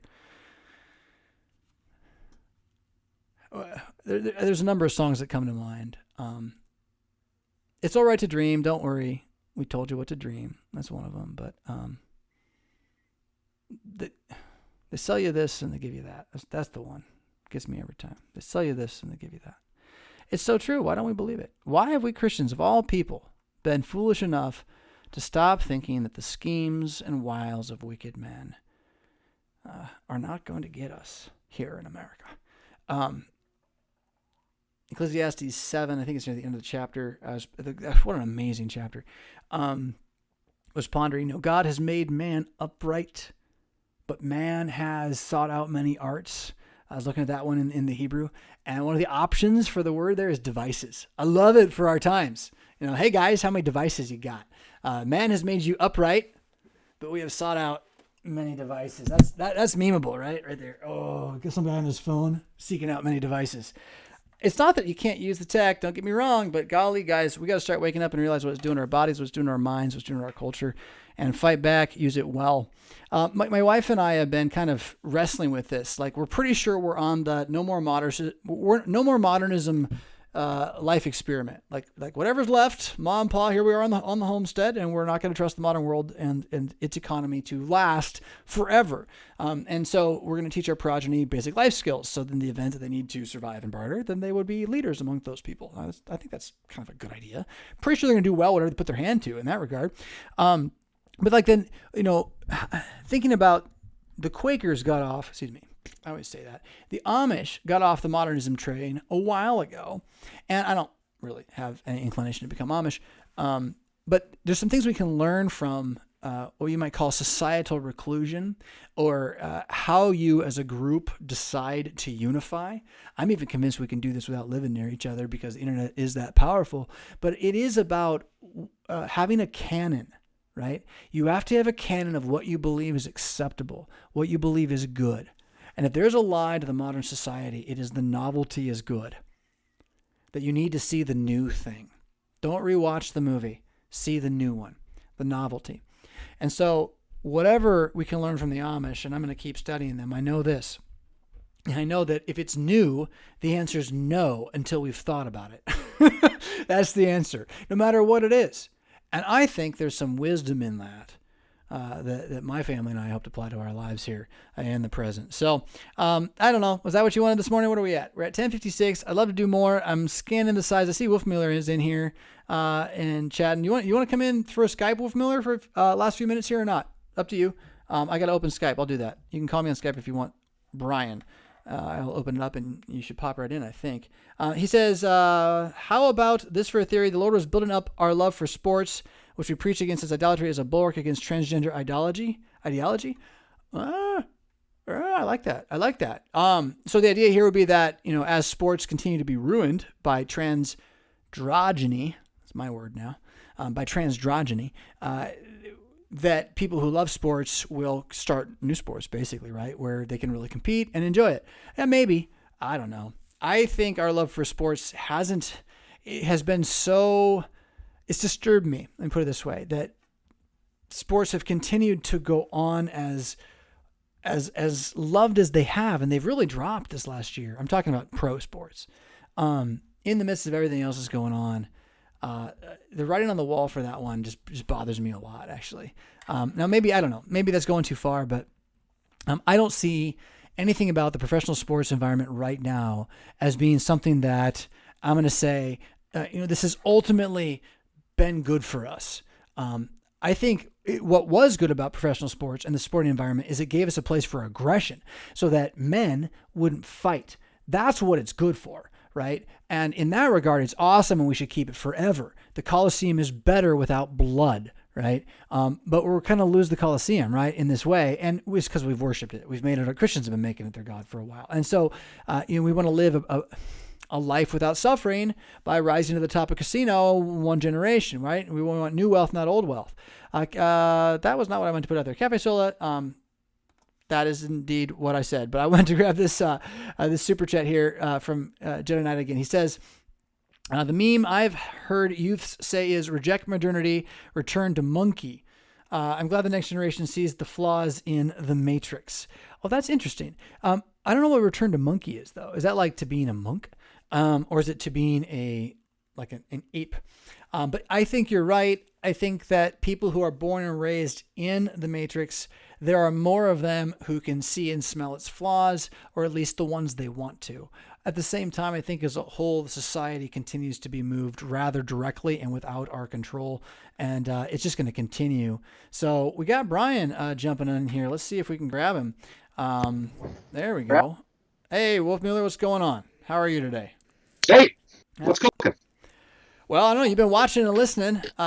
We did all sorts of stuff from how man and woman are different and make babies, which is stunning and radical news in our day and age, to cannabis raising Oregonian Lutherans, which we had to have that question in Colorado when they legalized marijuana. Yeah, Am right. I coming through? All right.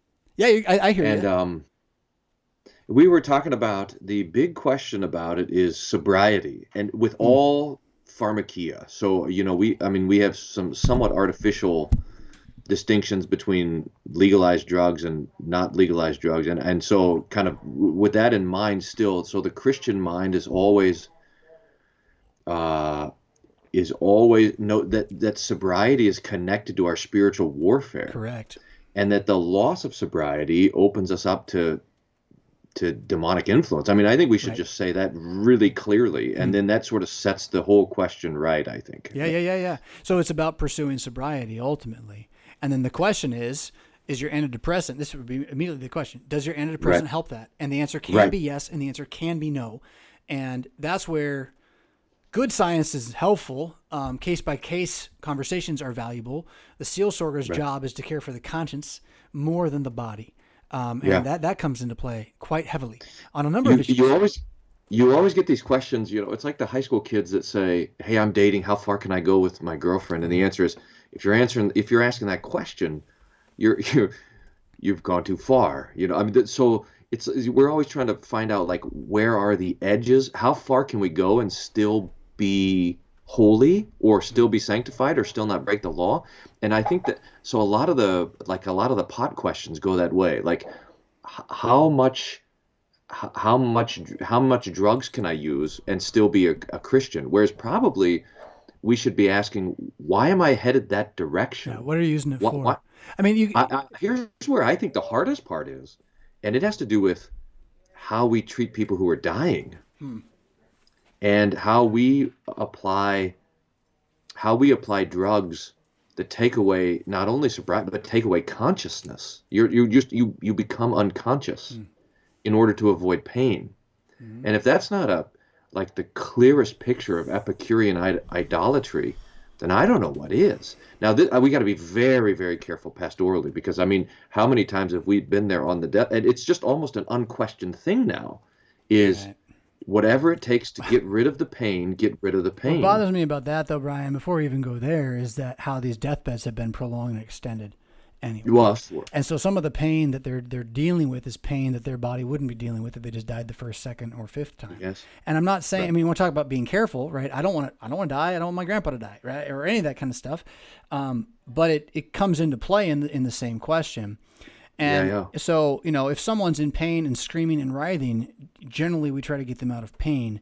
If someone is truly Epicurean in the spirit and trying to escape all pain at all costs, that's drunkenness. That's like the definition of drunkenness, I think. If I had to kind of try to put that all together. But I liked what you were saying earlier, but I wanted to reframe it with alcohol. So if you ask the question, how many drinks is too many drinks, you're asking the wrong question. Yeah, right. Right? Like you don't understand alcohol. And that's where, so if you're gonna talk about pot, I think you have to have some science. You have to have people who have studied what it is, or those who use it. You have to trust what they say if you're not going to. Right. And everything from that end leads me to believe that calling it drunkenness out of hand is incorrect, in the same way that calling someone who's had a beer drunk out of hand is incorrect. However, it certainly can be used in a drunken manner, as can anything, really. So that's the debate I think needs to have happen, right? Wouldn't it be nice to live in an age where we could trust the pharmaceutical industry to have that discussion for us? But it just doesn't seem to be the case in that regard. I don't know.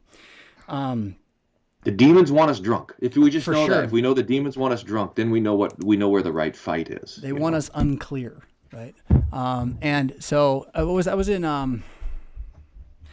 that was First Thessalonians, it's the last 2 weeks I came across it. I think it was the First Thessalonians text. Children of the day, sons of the day, sons of the light. Right? Yeah. And not to live in methos, right? Methamphetamines, right? And that's the drunkenness word. When I was looking, I think it was Brown Drivers Briggs. It was like the idea is to be, to have your brain toxified, right? So that you cannot see straight. It is an intoxicated reality.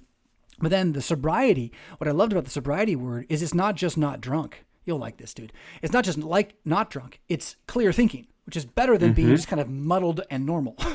Right. That's right. So Paul says, avoid the lack of clarity and pursue the greater clarity. And that's, again, what this conversation and the whole issue is going to be about on a whole host of things, Brian. You and I have known, what are some of the other issues that societally we just haven't been dealing with? I mean, if you want to talk, I don't know. I know diabetes is one in my background I'm willing to talk about, but there's others too. Pedagogy with computers and TV and how well it affects you. The science of that kind of stuff is the stuff that I think our churches as a whole have kind of parroted the pop understanding as stuff comes out, rather than say, what does it do to our learning if we introduce a screen to this room right now? How does that change us? Yeah. I think the part of the problem is, and I don't know, because I'm always afraid to say that things are different now than they ever were. I mean, I just don't like that argument. But it does seem to, I'm going to concede a little bit that it does seem that that technology, since we began to worship it, whenever that was, I mean, maybe we've been worshiping it all along, but especially we just gave up the fight against the idol of technology and when 1911 World's Fair kind of stuff. The Christians gave up the fight sometime in the last 30 years, dude. Keep going. Well, so go back to industrialization, and when we gave up the fight there and we started to define, so evolution helped it. We started to define history in terms of advancing technology. And since that has gained so much momentum now, that technology is moving so fast that it is difficult to keep up. I mean, so we have, the social dilemma. We were talking about that on election night for some, what is that? Like, it's like 12 years later, we're starting to do it. Or, Neil Postman, who was writing his stuff in the 80s, which is like 30 years later after TV. And I'm not 100% sure we've got our heads around what radio did. Yeah, no, I agree with you. We don't know where we're going right now. Yeah. But there's two things. I mean, there's two things here. I mean, one is that, okay, we've been bad at keeping up with what all this stuff means. That's true enough. And it's getting harder and harder to keep up with what these stuff means. But we are able to recognize what technology, this is the technological imperative from Jacques Ellul, right? That technology is assumed to be good. So the technological imperative is if you can do it, you should do it, because it has this kind of beneficial understanding of technology. We have the tendency to react and say, no, it's demonic. Ironically, as we live chat on Skype on a YouTube broadcast, it's demonic. But what we should recognize is that the lordship of Jesus rescues us from these simple dualities. So we, Epicureans, pleasure's good. Stoics, pain is good. Christians, Jesus is Lord, so if it's pleasure or pain, it all is good. And the same thing, so that idea, so, we say death is bad, death is good. Christians say Jesus is Lord, so death is both bad and also good. Humanity, you have optimistic anthropology or pessimistic. We say Jesus is Lord, which means we're sinners, but we were created in God's image, and we're going to be redeemed because we're the brother of God incarnate. So the Lordship of Jesus means that we don't have to say technology is bad or technology is good. We can say Jesus gave us the internet or whatever. I mean, I can even say Jesus gave us processed sugar. As a curse. I have to say that if Jesus is ascended If into it's heaven. here, he's the Lord of it, right? That's exactly right. And yet that does not mean that it's. That means good for you. All these things can be misused and everything else like this. But we can have a half step back from the fury of the battle because we know that Jesus is Lord. Absolutely. And that all the technic stuff that wants to wrap us into its story is somehow a gift from the Lord Jesus. I loved a lot of what you said. The thing I wanted to jump in most was way back, and it was about technology and the worship of technology. And you used the phrase playing the game. And I think what's happened is Christians have played the game of believing that technology means something new. Yeah. That is precisely the lie that we've believed. And it's what is collapsing around us now. We're finding it's not new. It's just as it always has been. And so there's that. You also this is a complete tangent thought, but you made me think of it.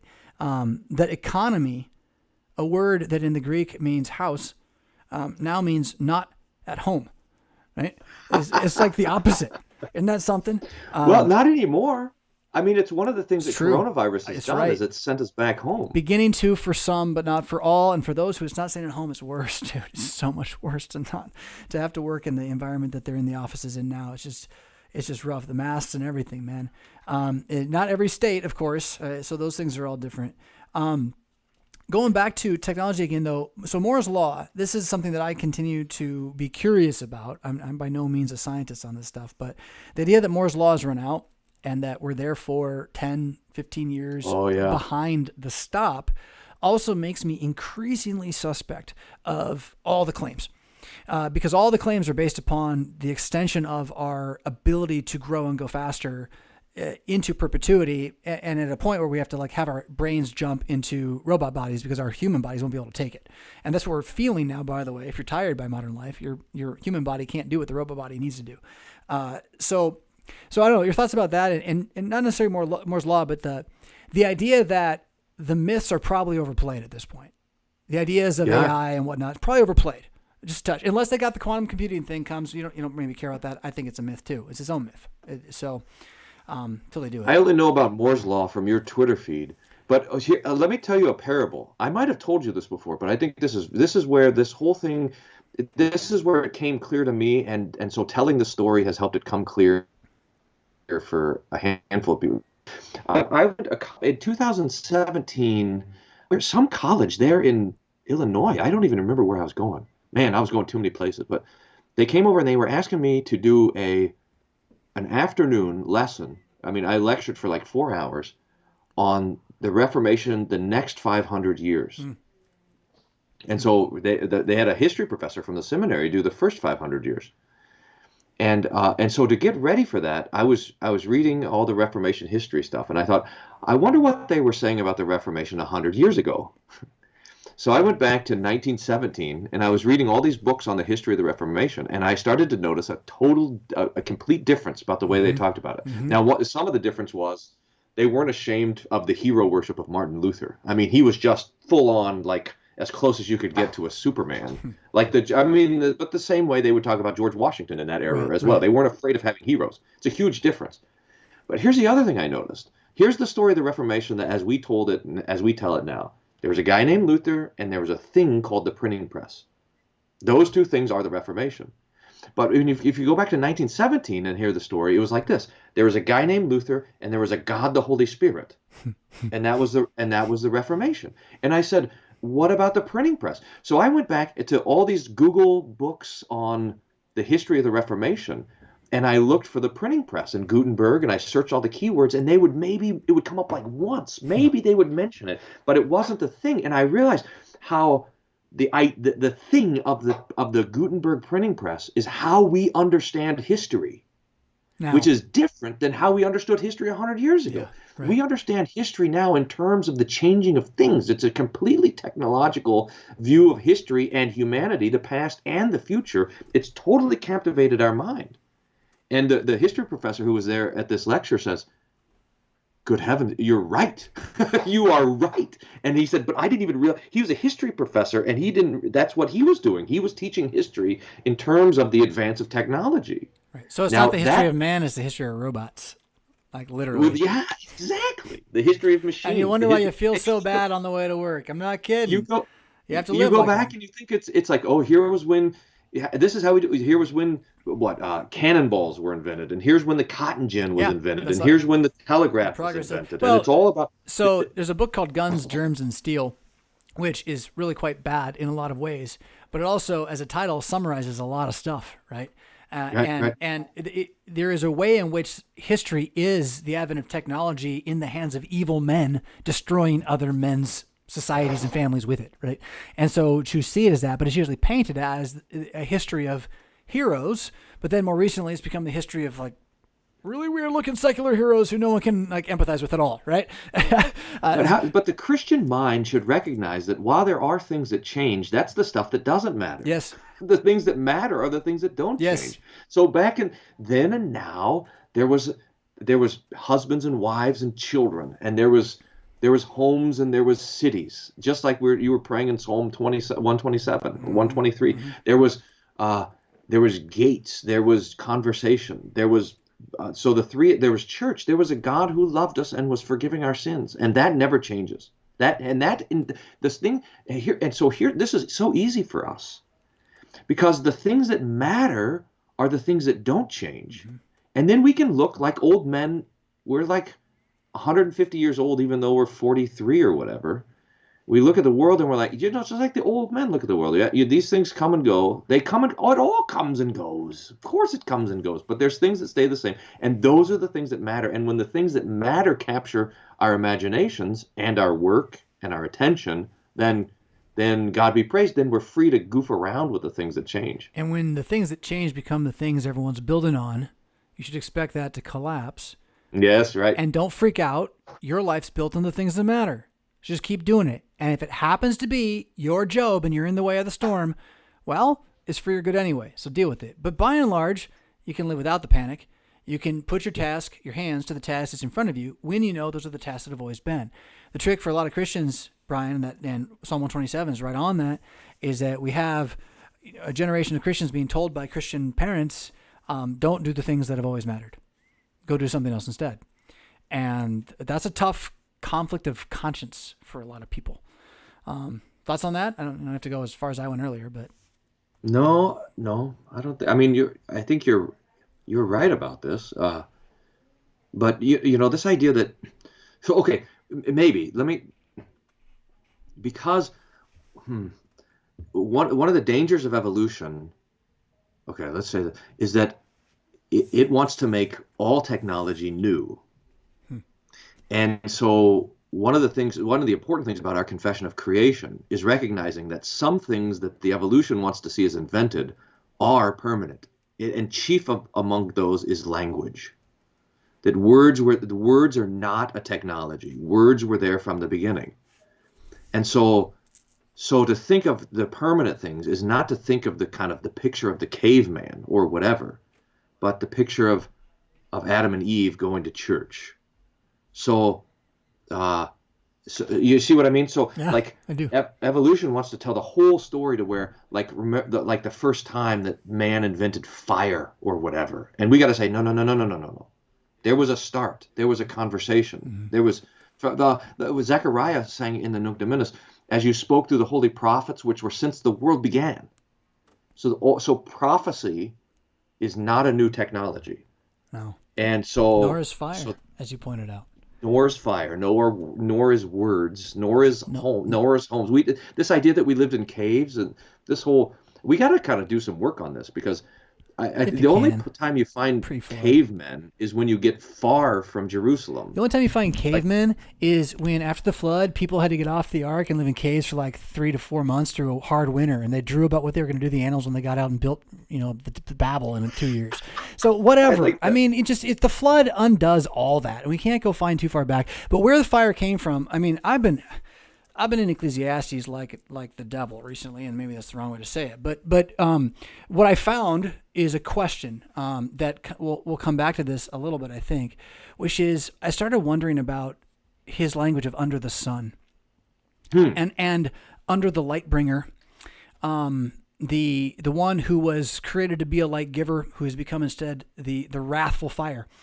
And the one who, in all the pagan theologies, is Prometheus, who gives himself to men, right, effectively.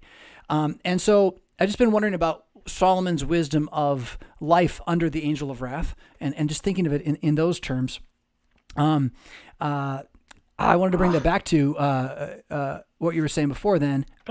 Just respond to that, and maybe I'll get what I had the other piece of it. Oh, I got to think about it. You got to read it. Just read it through that way and see. And the idea is that, again, it would be like he really means the sun. He's using the word sun, right? But in a poetic sense, he also is recognizing the place of the sun is the life under the angel of wrath, life under the world power, as the theologians would used to say it a little bit too. Crud, I wanted to connect that to something though. I mean, this is something that you're onto. This is a helpful thing that you're onto. It could be too helpful. But paying attention. The sun and the moon and the stars were given to us by God to just serve the lights this in the purpose. heaven, man. I just got that from Genesis. My clock wasn't working, and so I looked at the ones that are in the sky. That's it.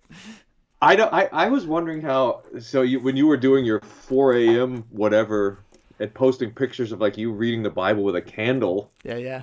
I thought, I wonder how long this could last, because I got up at 4 a.m. one time and. It's pretty rough.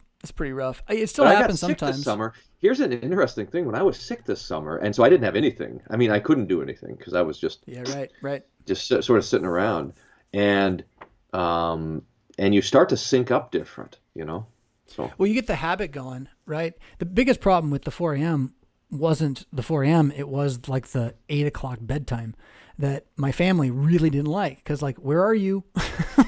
And so that's what it came down to.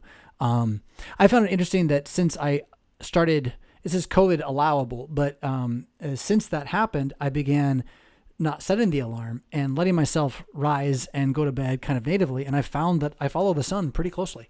Now that the sun's going down or coming up a bit late, I'm waking up when it's still dark, but not much. And so there's a natural rhythm you get into, but part of that is also I've taken steps to remove blue light in the evening, things like that, right? So I have all these ways of trying not to be artificially kept awake, besides children. That's not artificial. It's not artificial. That's right. Well, that's what the night's for children. But the here's an interesting thing. I mean, that reminded me of my thing. I'll write it down. Keep going. No, because I had my mind was split in two different directions. One was this idea of the ancient sleep pattern of how people would get up in the middle of the night. The binaural. But the other thing that I was thinking about, what was this? Oh yeah, this is maybe more important, because I've been thinking a lot more about rest, because I used to think that rest was like the unfortunate byproduct of weakness. So you work, and then you rest because you have to. Yeah. But but it's changed in my mind. And in other words, if I have something, I have to, because now I just don't have the choice, because I get tired so easy. I still have this nonsense. So if I want to do something, I have to rest so that I can do it. So the rest comes first. And so I was thinking about this pattern of rest. So you have the old, but I think it's different in Old Testament and New Testament, because you have the daily pattern, which is in the Old Testament is night and day. Mm-hmm. And then you have the weekly pattern, which is work and rest. So daily, work follows rest, but weekly, rest follows work. And there's a different kind of rest, your night rest versus your day rest. And in the New Testament, that swaps around. So we start with Sabbath, the first day of the week. So you rest and then work. Because the day is redeemed. The creation is redeemed. See, I am doing a new thing, and the only new thing is that. Keep going.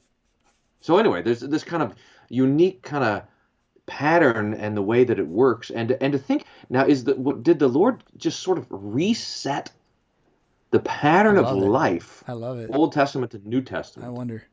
In the resurrection. Yeah. It's a kind of a cosmic. But I don't know. But so the daily rest work is swapped, and the weekly rest work is swapped. And the Sabbath is a different I don't know. day. I'm noodling on that. I think you're right. It fits my own personal cosmology, which I've decided all cosmologies are mythologies, so who cares?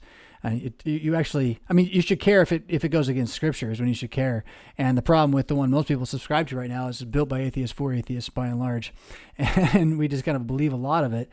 I'm not saying I don't believe it out of hand. I'm just I'm not opposed to this idea of a cosmological change on the day of resurrection. I mean, there's a lot of other stuff that happened that day. It's a pretty big deal. So why not? That's interesting. It would change your human pattern. So the thing that I was remembering or wanted to remember earlier was you were talking about things that last, and I mentioned getting off the ark and living in caves for a winter or whatever. The thing that's been the most, I don't even know how to talk about this, but the most stunning and coincidental gift to me in the last year, because it symbolizes, it really does, and it symbolizes, it centralizes, and it solidifies. How's that? Everything about the positive I've gotten out of COVID, which has not been yay COVID. But it's been, the suffering has revealed a whole lot of truths, frankly. And what it is my hearth. I have a stone hearth. And when I was thinking about it, these very things, the things that last, the things that matter. Well, stone actually is like the first idol, right? Like you set it up so that you can have a name for yourself. But then I was thinking about this very thought, Brian, but it's redeemed now. And the stone that you used to have to build an altar out of, you can build a hearth out of. The fire you used to make sacrifices out of, you can gather people around. That sounds like something that happened in the Bible. Like Old New Testament, doesn't it? I mean, am I nuts? Yeah. Am I completely off kilter? So I'm really thankful for this hearth. And I began trying to intentionally, I put a Jesus up on top of it, crucifix, intentionally building it as like it's got a library to it. The kids are invited to join me around it. I pray at it every day, not to the hearth, right? And nor to the crucifix, but in the direction of the crucifix atop the hearth as the gathering place of my family. You know? And outside there's a tree that I'm thinking about the same thing with, remembering our Lord hung on one. So all that goes with your cosmology shift there. Like, how do we look at nature? Not like a clock. It's modernism, not like a clock. I know it. I need a hearth. We have only a fake fireplace that didn't have anything in it. So I put a bunch of candles in there. That works. It starts. And even it's an amazing thing. I got a bunch of candles in there, and still I sit there with my feet to it, like as if it has fire. Because you need. G.K. Chesterton talked a lot about that, about how the hearth is civilization. Yeah, I think he's right. And so I mean, and you're onto it. And I've thought about this too, about, when you build a house, that's the first thing you do is you build the hearth, and it provides the energy. We have it all. So you can plug in. So you have we have little mini hearths that are electrical outlets in every you can room. Throw them away. Yeah. And you have. Have you seen the plug-in ones? I'm talking about the plug-in ones. There's like a little space heater that's made to look like a fire. I used to have one of these. Oh no, it's like a that's light cool. that makes it look like it's a fire. Right. It's like a fake hearth. When the house falls down, the hearth won't. By and large, right? It'll survive things. Yeah. Gathering around fire. Oh, dude. So I want to read Chesterton more now. I already have. I bought his What's Wrong with the World again recently. But think about how before, say, 1920, 1930, in every family in the world for a long time, what people did at night was they started a fire. Mm-hmm. And that fire, they would have conversation around it. But by and large, what is fire? It's like a pure energy. Like it's meaningless in itself. Like it doesn't have shape. And so what I think you're able to do when you look at a fire is you're able to think. You're able to meditate without trying to meditate. You're able to process. You're able to defrag. You're able to think. Again, I said it. Now, imagine that not only were you thinking every time you sat up late at the fire, you were doing it with your family. You were bonding your culture. You were growing together. You were civilizing. And then we introduced a bluer, stranger fire as the thing to gather around. And the biggest difference is it talks to you. Mm-hmm. Now you got a fire that talks to you. And as soon as my brain put it in those categories, I just wanted to stop thinking about it. You want to talk demonic, man? That's scary stuff. That's scary stuff. We should take our TVs and put them in the fireplace and then we'll see what happens. People put them over the top because they realize if you have a hearth and a TV, you realize what a conundrum you have. Like you have two centers to your house. It really is difficult. Anyway, the more we ponder these things, the more what you say when it comes on. Reorientation of the living room around the TV was a big thing that people have noted all the time. Do you know that when I was in high school, so when I was 16, have I told you this? So I went on this adventure trip in the outback of Australia. Yes. Well, you told me some of that. I don't know, but it's worth saying again. I don't know. And they hired me. So when I was 17 and 18, awesome. Same thing. I spent 3 months outside. I mean, there was one time where it was like 7 weeks that I didn't go under a roof. I mean, I suppose like we would go to the gas station, and I would like go and order a hamburger, but I went 3 weeks without wearing shoes. But every night we would just sit around the fire and late. I mean, late. And that became a shape, of life, is sitting around the fire like that. And it does something to. So when you sit around the fire, everybody becomes a philosopher. That's true. That's awesome because it makes you think. And again, I'm going to put it back to nothing under the sun. I don't know if it's the sun, but I wonder more and more about light and fire and Lucifer and his connection as an angel and the disappearance of these things in the life of the world to come. And I'm not saying like if you stare at your fire, you're staring at the devil. I'm saying maybe that is kind of what his job was to help you think. And then he didn't do it so well, but he still is bound by Jesus, right? But in the blue light, there's an unbinding going on, a letting loose. Dare I say it, a little season? I don't even think that way about the little season, but golly, that's a little freaky. I don't want to say that. I didn't say that. I didn't say it. There's a way that by the way, I was thinking about this the other day, that the cigar and the pipe become a replacement because you got to have your own little fire. That's interesting. Well, what that did was it pushed to the fore the debate between man and woman and who gets to say what's inside. That's what it really did. As did air conditioning and inside heating, because when you had a hearth and no windows, the pipe didn't matter that much, I think. But these days it's a little different, right? So I don't know. That debate of headship and patriarchy, that's the one I think is the real agenda at the devil's root here. He wants to destroy the image of the Father.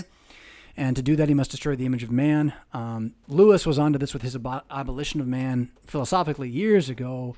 What we're watching is the play out of it as a white noise babble, and I think we're watching it fail. I don't think it can work. I think God wants civilization to go on unless Jesus is about to come back, which he could do. Otherwise, civilization is going to go on, so he's got to take this thing down somehow. Well, that's always the good news about the three estates, right? Yeah. I mean, these are things established by God, and while people can damage themselves by running into the wall, they cannot collapse the wall. Right. So while there's damage done fighting against the patriarchy, there's damage done fighting against family, there's damage done fighting against marriage and fighting against the gospel and fighting against the neighborhood. So there can be damage there, which we mourn that damage, but we have the hope that the things can't be destroyed. There will be, when Jesus comes back, a church and family and state that just will, they can't be undone. So we have confidence. We think we're watching the collapse of civilization, but that's impossible.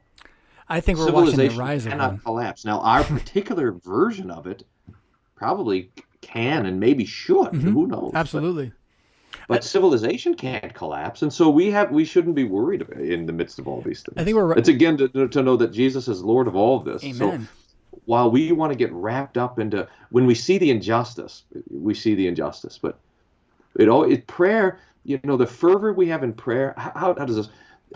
The injustice that we see and the animosity and anger and anxiety and all this sort of the fire that's cultivated in us by the opened eyes to see through the white noise, to use your language, and to see how all the good things are being assaulted and abused, and so the fervor is expressed in prayer, and the more fervent our prayers, then the more even-handed our love is and our lives are, I think. So we want our fervor to go to the Lord in prayer, and then the result is we have this sort of We don't have to worry about the other You stuff. roll, We can just you go roll and with bless. it. You roll with it, and you realize sometimes the punch, if it's rolled with just right, becomes the grip by which you throw your opponent to the ground. And It is spiritual jujitsu. yeah, yeah, it I is. mean, we are capturing the devil's momentum and using it against him. We're not even trying. That's the best part. It just happens. Like the more you believe what the Ten Commandments say about creation right now, especially on being a man, believe what the Bible says, it's just going to work. It's just going to work really well. Got to be gentle. Can't be a jerk, right? But like own it. And that's where. Well, that's part of it. That's. I mean, we cannot let. We got as when we talk about patriarchy, one of the biggest thing. It's not the biggest obstacle, but one of the very big obstacles is the caricature of masculinity that's been painted by the character by the devil who's just a he's an expert cartoonist, you know. Well, and he's a transandrogynist at the end of the day. He wants to get What does rid that of. mean again? It's a transandrogynous. That's my word for what everyone else wants to call the transsexual movement or whatever. The LGBTQ and what on. What they want is to get rid of a binary world and get us transed into a androgynous world. And so I'm not going to call them what they want to be called. They're a transandrogynous movement, and that's literally what we're achieving with them, where you can't tell what's what and who's who. But what's happening is it's making the men who are owning men are becoming overtly masculine in ways that I think will decivilize. So you have some of us who are like, let's be men, right? Let's learn how to discipline. I think you're going to have barbarians in the streets, literally. You already do in a lot of the cities. Yeah, that's wild. Yeah, and that's because they must for their culture to survive. And you can tell them it's wrong, whatever. They don't care. They're in the jungle where they are. And this is just a technical question, and I don't know the answer to it, but does the whole trans whatever, it has to result in sterility? Yeah. Well, I think what they're going to do is they want to steal everything that they want either available fake to become babies. a woman. He can't have a baby. That's right. It's the end of life. But what the individuals want to do is they want to fake it, right? So you find a way to do in vitro or some sort of DNA manipulation, and or they adopt. And you should know that how difficult it is for Christians to adopt these days. There's all sorts of things in play to maintain that you can live however you want to live in the Gnostic world. And Gnosticism is maybe another way to look at it, right? They're denying the physical body, that it even exists. How wild is that? That that the definition of womanhood has been so severed from being a mom that a man can think that he can be a woman. What about trans moms? Like instead of being a dad, I want to be a mom. Instead of being a mom, I want to be a dad. So, you can't do that. Like Genesis 3, the curse of woman particularly is that she's going to be dissatisfied with her position as woman. That I think that's in the curse clearly, that her desire will be her jealousness will be for a man. What's weird is for man to want to be a woman. That's not in the curse.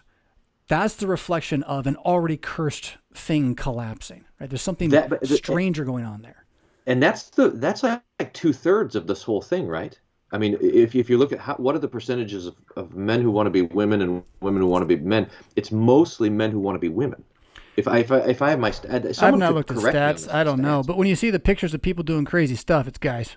The person who looks crazy. And it's also this weird. Go ahead. This weird thing about like it's not just whenever you see a guy becoming a woman, he doesn't become like a frumpy grandma. He's just like a prostitute, Even if he looks like a frumpy grandma. But they're like a frumpy grandma dressed as a prostitute is also a man. And I don't say that like to just be mean. It's just what it looks like. It is strange. It is strange, and I think it's a form of barbarianism too. And so what's happening is in the fragmentation of our false Babel's language of the technological new order that we all believed in. As that collapses, it's just more obvious how fragmentary everything is. Okay. Go ahead. Let me put a theory out there because this connects to how we got onto this topic is that we have a caricature of masculinity that does not include gentleness, and therefore, if there's a man who wants to be gentle, he says, "Well, my only way to be gentle is to be a woman." There's something very similar happened, I think, with the kind of breakup of male friendship. Because whenever relationship became sexualized, one of the great dangers, this has been noted tons of times, is that the intimacy between one man and another, which would be understood as friendship in the ancient world, has been sexualized. And so, this kind of plague of men with no friends. Yeah. Again, men with no brothers. Men with no brothers. That's what it comes down to. Men with no brothers. A plague of men who then are not as sure as they could be about anything, because nothing holds you together like brotherhood. And that's not a known thing shows you where we're at. It shows you how far away we are. So that to know that part of being a man is pursuing close friendships with other men, that you can love them. And another part of our masculinity is gentleness. There is it's part of it.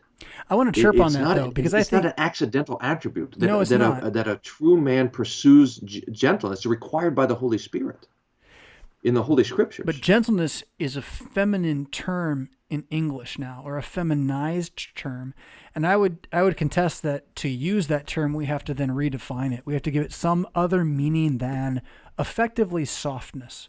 Because the masculine gentleness is about withheld crushing power.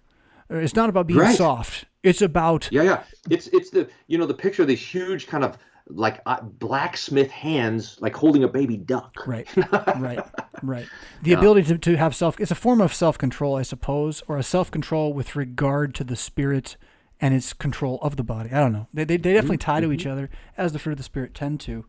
So I'm with you on that. But it's the recovery of the masculine as a whole, as a good thing. And it's been subtly derided, I think, for a very long time. The more that it becomes unsubtly derided, the more you'll have natural law reasserting itself, the estates, as you point out. And what Christians should do is just be ahead of that curve, because we have the Bible that said we should have been doing this all along anyway. I mean, it's really not that tough to recognize the difference between our body parts and then believe what the Bible says about us. Except for that it is tough because it's hard, right? It's not. It is weird, but we have abandoned natural law. So we used to have the 10 Commandments were like the cliff notes to natural law. It gave us a head start, but everyone could get there. But when natural law was abandoned or evolutionized or whatever, then it seems like when we're talking about these things, we're talking about theology. It's a weird thing, isn't it? It's like, hey, we should stop killing the babies, and like, don't you put your religion on me? It's like, not killing babies is a religious assertion? It used to just be kind of a human thing to not kill the babies. Well, but so I forget whose is it. Kuntz has been pushing me on. It's all worship, anyway. Yes, that's right. That's right. When you go to vote, you're worshiping. When you go to eat, you're worshiping. Everybody else who's not a Christian is, right? So you're there with them, and your flesh is there. And if you're like offended that I said that, you just don't understand Christianity. Like, deal with it. You're there with them as a Christian, and yet it is a worship facility. That's what everyone else is doing. Their belly is God. And zombies, Brian, we got to start having some framework. I don't care what image you use in your head to believe liars whose consciences are seared are fools. We should call them as such, not to their face, but so that we would not be deceived by them. And you've been pushing me on this, and I've started this project listening to the pushing atheists. us on this. Sorry. Well, but you've been pushing me. You've been saying this, and it's been preaching to me. And I've been trying to listen to you on it. But there's this. I started this new project where I'm just interviewing atheists about how they lost their faith. That's really interesting. And but part of my assumption is that they're nice people. Yeah. I think I have to assume that in the conversation. What are you finding? Are they? But I would assume that too. Like at an 8 out of 10, maybe, right? What's your actual numbers? Are they all nice? Well, I've only got one, and he was nice so far. That's good. Every time we talk, he gets nicer and nicer. Well, there you go. He didn't start out nice. He's getting nicer. You remember on this God is their belly thing, you remember the old Cranach Law Gospel painting? It has the devil that's there, and the demon, has his face on his belly. Huh. I don't remember that. I think that's a Cranach thing, but it's an ancient world thing. That the demon has the belly is a mouth. Yeah, right. Is my camera good enough that I can show that to you, or is it kind of fuzzy? To do what? I'm going to show you the picture. Oh, the picture. Yeah. I thought you were going to show you pull your belly up, show us your shirt. Pull your shirt up, show us your belly. Yeah, the Cranach painting. Cool. This one doesn't have it. I got the version that doesn't have it. Oh, that's terrible. Yeah, You know the demon there? So normally that demon has this big gaping mouth on its stomach. I got another version. Oh, it's not in this version either. That demon, you guys got to go look it up. But his God is so that the demons are pictured of that your whole face is your gut. It's really something. Their God is their belly. Well, like it's just again, that is how the Bible describes it. I think it's Jude who quotes. I forget where he quotes from. But the idea, I mean, you know this from your own heart too, right? Like every time you're tempted, it's your belly. You know, at the end, you can track it back. It's your own psychosocial, emotional, bodily need, and that is what's inside of you, craving security in this age. And then that's the siren song says, "Hey, security in this age," right? And then the Lord's like, "There ain't no security, dude. Sit down. Sit down. I might kill you. Hang on tight." And no, you're not going to die. I just might kill you. And you're like, "What?" And it takes a little while to get used to, right? But it's a better myth. It's not a myth. That is not a myth. Oh, that's so great. Yeah, right. It is. It's this after the fall, you know, Adam and Eve. So do you remember how Luther talked? I gotta write about this. I really want to write about it. Luther says that the wisdom that Adam and Eve had in perfection was they could look at the world and understand it perfectly. Adam could see the parrot and understand why God created the parrot and the dolphin and the tree, and he understood the essence of the thing, and he would name them. And then after the fall, all Adam can do is look around and say, "Can I eat it, or is it going to eat me?" I need the bump to come in on that one, though. It's so good. I think it's the third time you told so we are it. It gets better every time. Consuming. Yes. That's it. We just go around eating and devouring and being devoured. That's like the picture of our life, and it's false. Because if it's not, can I eat it? Is can I use it to get my life to be better so I can eat what I want when I want to? Like it ultimately, we're looking to use everything, right? We're looking to use everything. Hey, I'm not trying to use you with this question. You mentioned writing. You have a new book coming out, right? Did you say that recently? No. Are you talking with someone about a new book? You're talking about a new book. I can't even write it. I can't even finish this essay. Oh, maybe. Yeah. I can't even. Okay. I'm writing an essay now about what is this about? About seeing with spiritual eyes. That'll be. Oh, cool. Where's that going to be at? Doxology, Seelsorge. Okay. I'll put on the blog. I've noticed you've been Instagramming more like just smart note stuff too. Like that's really cool. I love that. Like you're just taking shots of what you're writing now. I'm supposed to have a conversation with CPH coming up about the parables. Well, that's interesting. All of them? It is.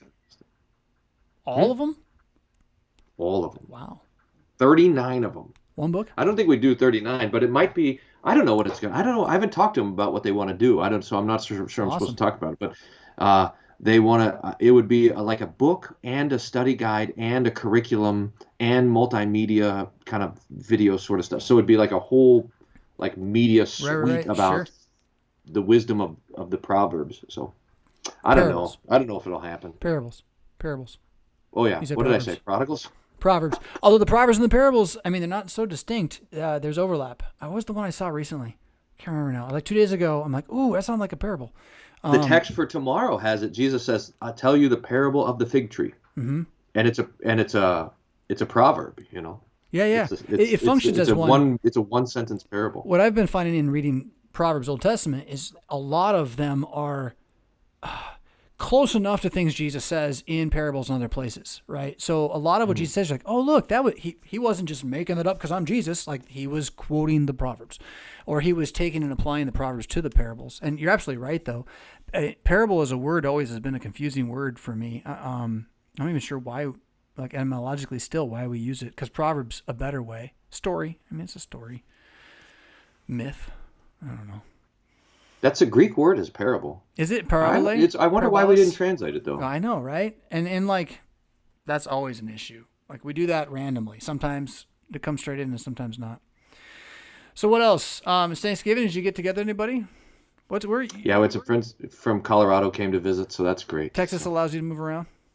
Austin lets you move around? In fact, the Supreme Court of Texas did this nice thing yesterday or sometime, and they said, hey, remember that that churches are First Amendment protected. So any restrictions put on anything don't apply to churches. The governor had said it. Now the Supreme Court of Texas said it. It's kind of nice. So just getting ready. You know how all the states on the coasts are like they're putting in their abortion laws in case Roe v. Wade goes down, and Texas is like doing the opposite. Oh, good for it. They're putting in there you can go to church laws in case it goes the other way. So how does Austin deal with that though? Because Austin's the other direction, and you've also got an influx of people moving away from the West Coast, if I understand too. I know. Oh man, I saw the colors. When we were on election night, and Austin was so blue. It was like 83% or something crazy like that. I'm like, wow. So the mayor. This happened like right at the beginning of COVID. Governor Abbott came out and said, "Hey, churches, you have the First Amendment, so you don't need to worry about anything." And they're like, "Well, what about all the stay-at-home restrictions for everyone else?" And like, look, he said, you got the First Amendment. Don't worry about it. You do what's right and what's safe. Well, I can't tell you what to do. That's awesome. So then the mayor came out, the mayor of Austin, and he said, you have a stay-at-home order and churches can't worship. And the media's like, well, wait, the governor just said they could. You can't override the governor. He says, I know, but I want everyone to know that if they don't follow these orders, they're murderers. It's like, oh, okay. Thank you. Well, that escalated for all those quickly. People who want to say that the law can't govern, the law can't legislate morality. Well, apparently it can. No, but it can't, and it didn't. You notice? I doubt. Well, some people might have listened, but you didn't. Right? You cannot enforce the law you do not enforce. We are being very careful, but we're still having church. It's when we're looking at the numbers now too, and it's I think I found that it self-regulates. So as the cases grow and more hospitalizations grow, then fewer people are there. And so we have the online options, we have the family options, we have the mini service options, we have the Sunday morning options. So, but it's nice to be. We are now not being coerced. We're just being asked to be wise. And so that's actually something that we can do. Say, okay, we can be wise. I think we can try at least. So yeah. I've had to advocate a little differently because I don't have a governor or a mayor quite on the same. Well, the mayor's on the same page, but that's exactly what I've been saying back to the elders though. Is like, look, here's where we are. We're going to trust that everybody's wise enough to handle this. And if they need to stay home, they're going to stay home. And we've seen just that. And that's to say nothing of the entire other side of who you trust, when, where, what about any of this. You're afraid to see Austin go blue. My first thought was, well, it's always going to be because they do it that way. And so just be honest about it. I mean, you live there as a sojourner. It doesn't mean you have to do anything about it. So anyhow, Brian, thanks for sharing your Saturday morning with me. Tell us where you want people to go right now if they were going to go find more of you. What of your many faces should they go look at? Oh, I don't know. Newsletter. Give me your newsletter. The website. Pitch. Everything ends up on the website, wolfmueller.co. I published a theological gift guide yesterday. That's the most recent post up there. I think I even put a link to your book, Without Flesh, on there. That would be good. I buried it deep so people wouldn't get to it, but you and the CPH catalog. So Broken and Echo didn't show up for the first time, man. I think it's just the Christmas one, which is fine. But I felt a little sad. I was like, wow, that's like the first one. Broken has American Christianity Failed for $5. Yeah, well, there you go. On sale at least. I don't know. The reason for all of it, of course, the reason why you write, why you do what you do, is because you want people to know that Christ is risen from the dead, that their conscience has been set free in him. And so that's why I can always recommend you and all your stuff to everybody else. So go check out wolfmueller.co or get a hold of his Wednesday Whatnot newsletter over there, all that kind of thing. Brian, thank you so much for hanging out with me this morning. Really appreciate it. You got it. And hang up on you. And then say for everybody else, I'm going to give you one more little bonus if you want to stick around for just a moment. This will not be a full 3-minute break. But if you've been wondering about Fisk's fiction writing and you really want to waste a few more moments, I'll give you a taste of it on the other side of this, so you can stick around.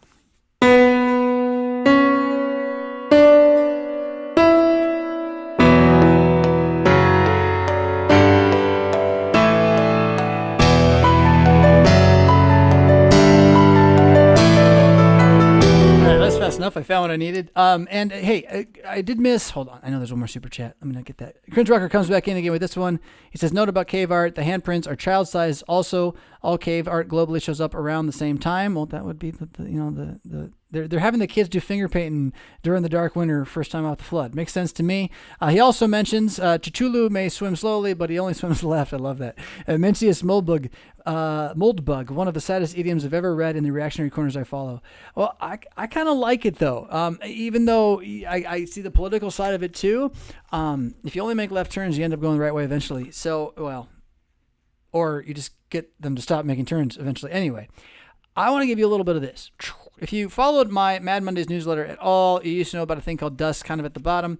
I don't know if it really matters what it was, and this isn't even how it begins, how it is, but it's something that I thought maybe you might enjoy. So here we go, for what it's worth. Mirror scrutinized his own reflection in the glass of the projection chamber. The sample's behavior was beyond irrational, impossibly suspicious. It had known. But how? More, to starve itself rather than to submit to gentle reprocessing. Even to refuse the medicated meals. This was oppression surpassing its procedural codifications. The winged body drooped. The cold blue eyes blinked again, but did not open. Mirror stared through his own eyes, looking back upon him, upon the animal's corpse, then blinked it all away as he turned toward the staircase to the bridge. The algorithm, Warlock's voice echoed from multiple comms. I'm missing some element, Mirror said. He stepped past the pilot console, sun setting, cloud painted through the lead-glassed fore-portal. Not all airships were as inspired as Warlock. 2 hulking shipping frigates could be seen drifting like interstellar flotsam within a cumulo lava-drenched sea. You have chased this rabbit before, Warlock said. Then we are lost, Mirror replied. That is not what you have sung. We've examined every order, and there are no more to trust. The keystone is a myth. Warlock shook under turbulence. Those cloudy pillars of sun dust held darkening underbellies. Warlock, Mirror said. Already making course adjustments? That too, Mirror acknowledged, staring into the building energies of the unknown through the transparent pupils of his own reflection. Omens were for stories. Run a karmic capacity standard load. Reinitialize the algorithm and compile for assimilation. You have yet to solve for the infinite value deterioration loop. Time is the only god we have left to betray, Mirror muttered. The precedent did not compute. Are you confident you are well enough to drive? Mirror was already at the console, overriding Warlock's security protocols. He ruffled swiftly through a latch-bound leather wrap of papers until he returned a singular note scrawled with the most oblong semblance of mixed hero runes and glyphs. Whatever else might be entailed in these arcane notes, the Arabic notation 4242 could be legibly discerned to hold a pride of place in the upper right-hand corner. Mirror did not have authorization to complete a personal assimilation without protocols and backups via the vice consulate of psalmic retention and remanufacture. The storm surrounded Warlock now, the last light of evening, a memory in the rumbling darkness. Can we find the Ember Star? Mirror asked. Warlock, contentedly feasting away on overclocked computations, would only speak when spoken to in safe mode. The ship would certainly recognize the rhetorical for the quotation that it was. Mirror hummed the tune as he leaned back in the pilot station, adjusting for a possible nap and defrag. The text ran through his mind. 1 man amid 1,000, but of woman none. Yet she has borne a son. And so, he comes by woman now. Warlock rattled again, stem to stern, the high charge of friction in the air casting a momentary ground trigger in the console's circuits. Warlock, how long will this protocol take to implement? Maximum game time run equal 42 days. Surprise was not an emotion Mirror encountered often. Minimum, he asked. 42 days. We always knew the effect would be dynamic, he said to himself. You will not remember the risk you took. Even with the backups, Mirror asked. No, Warlock replied. When you remove security protocols on inspiration, the unexpected is the least madness you should precondition for. That got Mirror's attention. I don't know. What do you think? If you liked it, that's great. I probably will not be publishing it anytime soon, but it's the first story I've enjoyed writing, and I have no idea what's even happening, which is kind of crazy. We'll see what happens. Hey, I'm not going to do that right now. I'm going to go hang out with my kids and enjoy this beautiful last day of not winter here in Northern Illinois, maybe put some lights on the house and whatnot, but thank you for sticking around, showing up, talking in the comments, being part of the community. If you're not part of the Mad Christian Discord, you need to be. If you aren't getting our newsletter, you need to be. If you would like to help support me on Patreon, RevFisk, you can find me there. That's great. Brief History of Power, one of many excellent podcasts you could listen to, but one you should listen to right now because it is one for our times. Yes. Otherwise, you know the general reality is that Jesus Christ is risen from the dead. This means you have been fully paid for. This means you are immortal now, no matter what the rest of the world looks like, and Jesus Christ's return is imminent. That is, he's not going to be long anyway. The water of your baptism sealed it. The food of the supper feeds it. It's free. It's a gift. You might as well join. That's Christianity, and we don't wallow in the muck with those who have no hope. No, no, no. We lift up our heads, and all the more as we see the day approaching.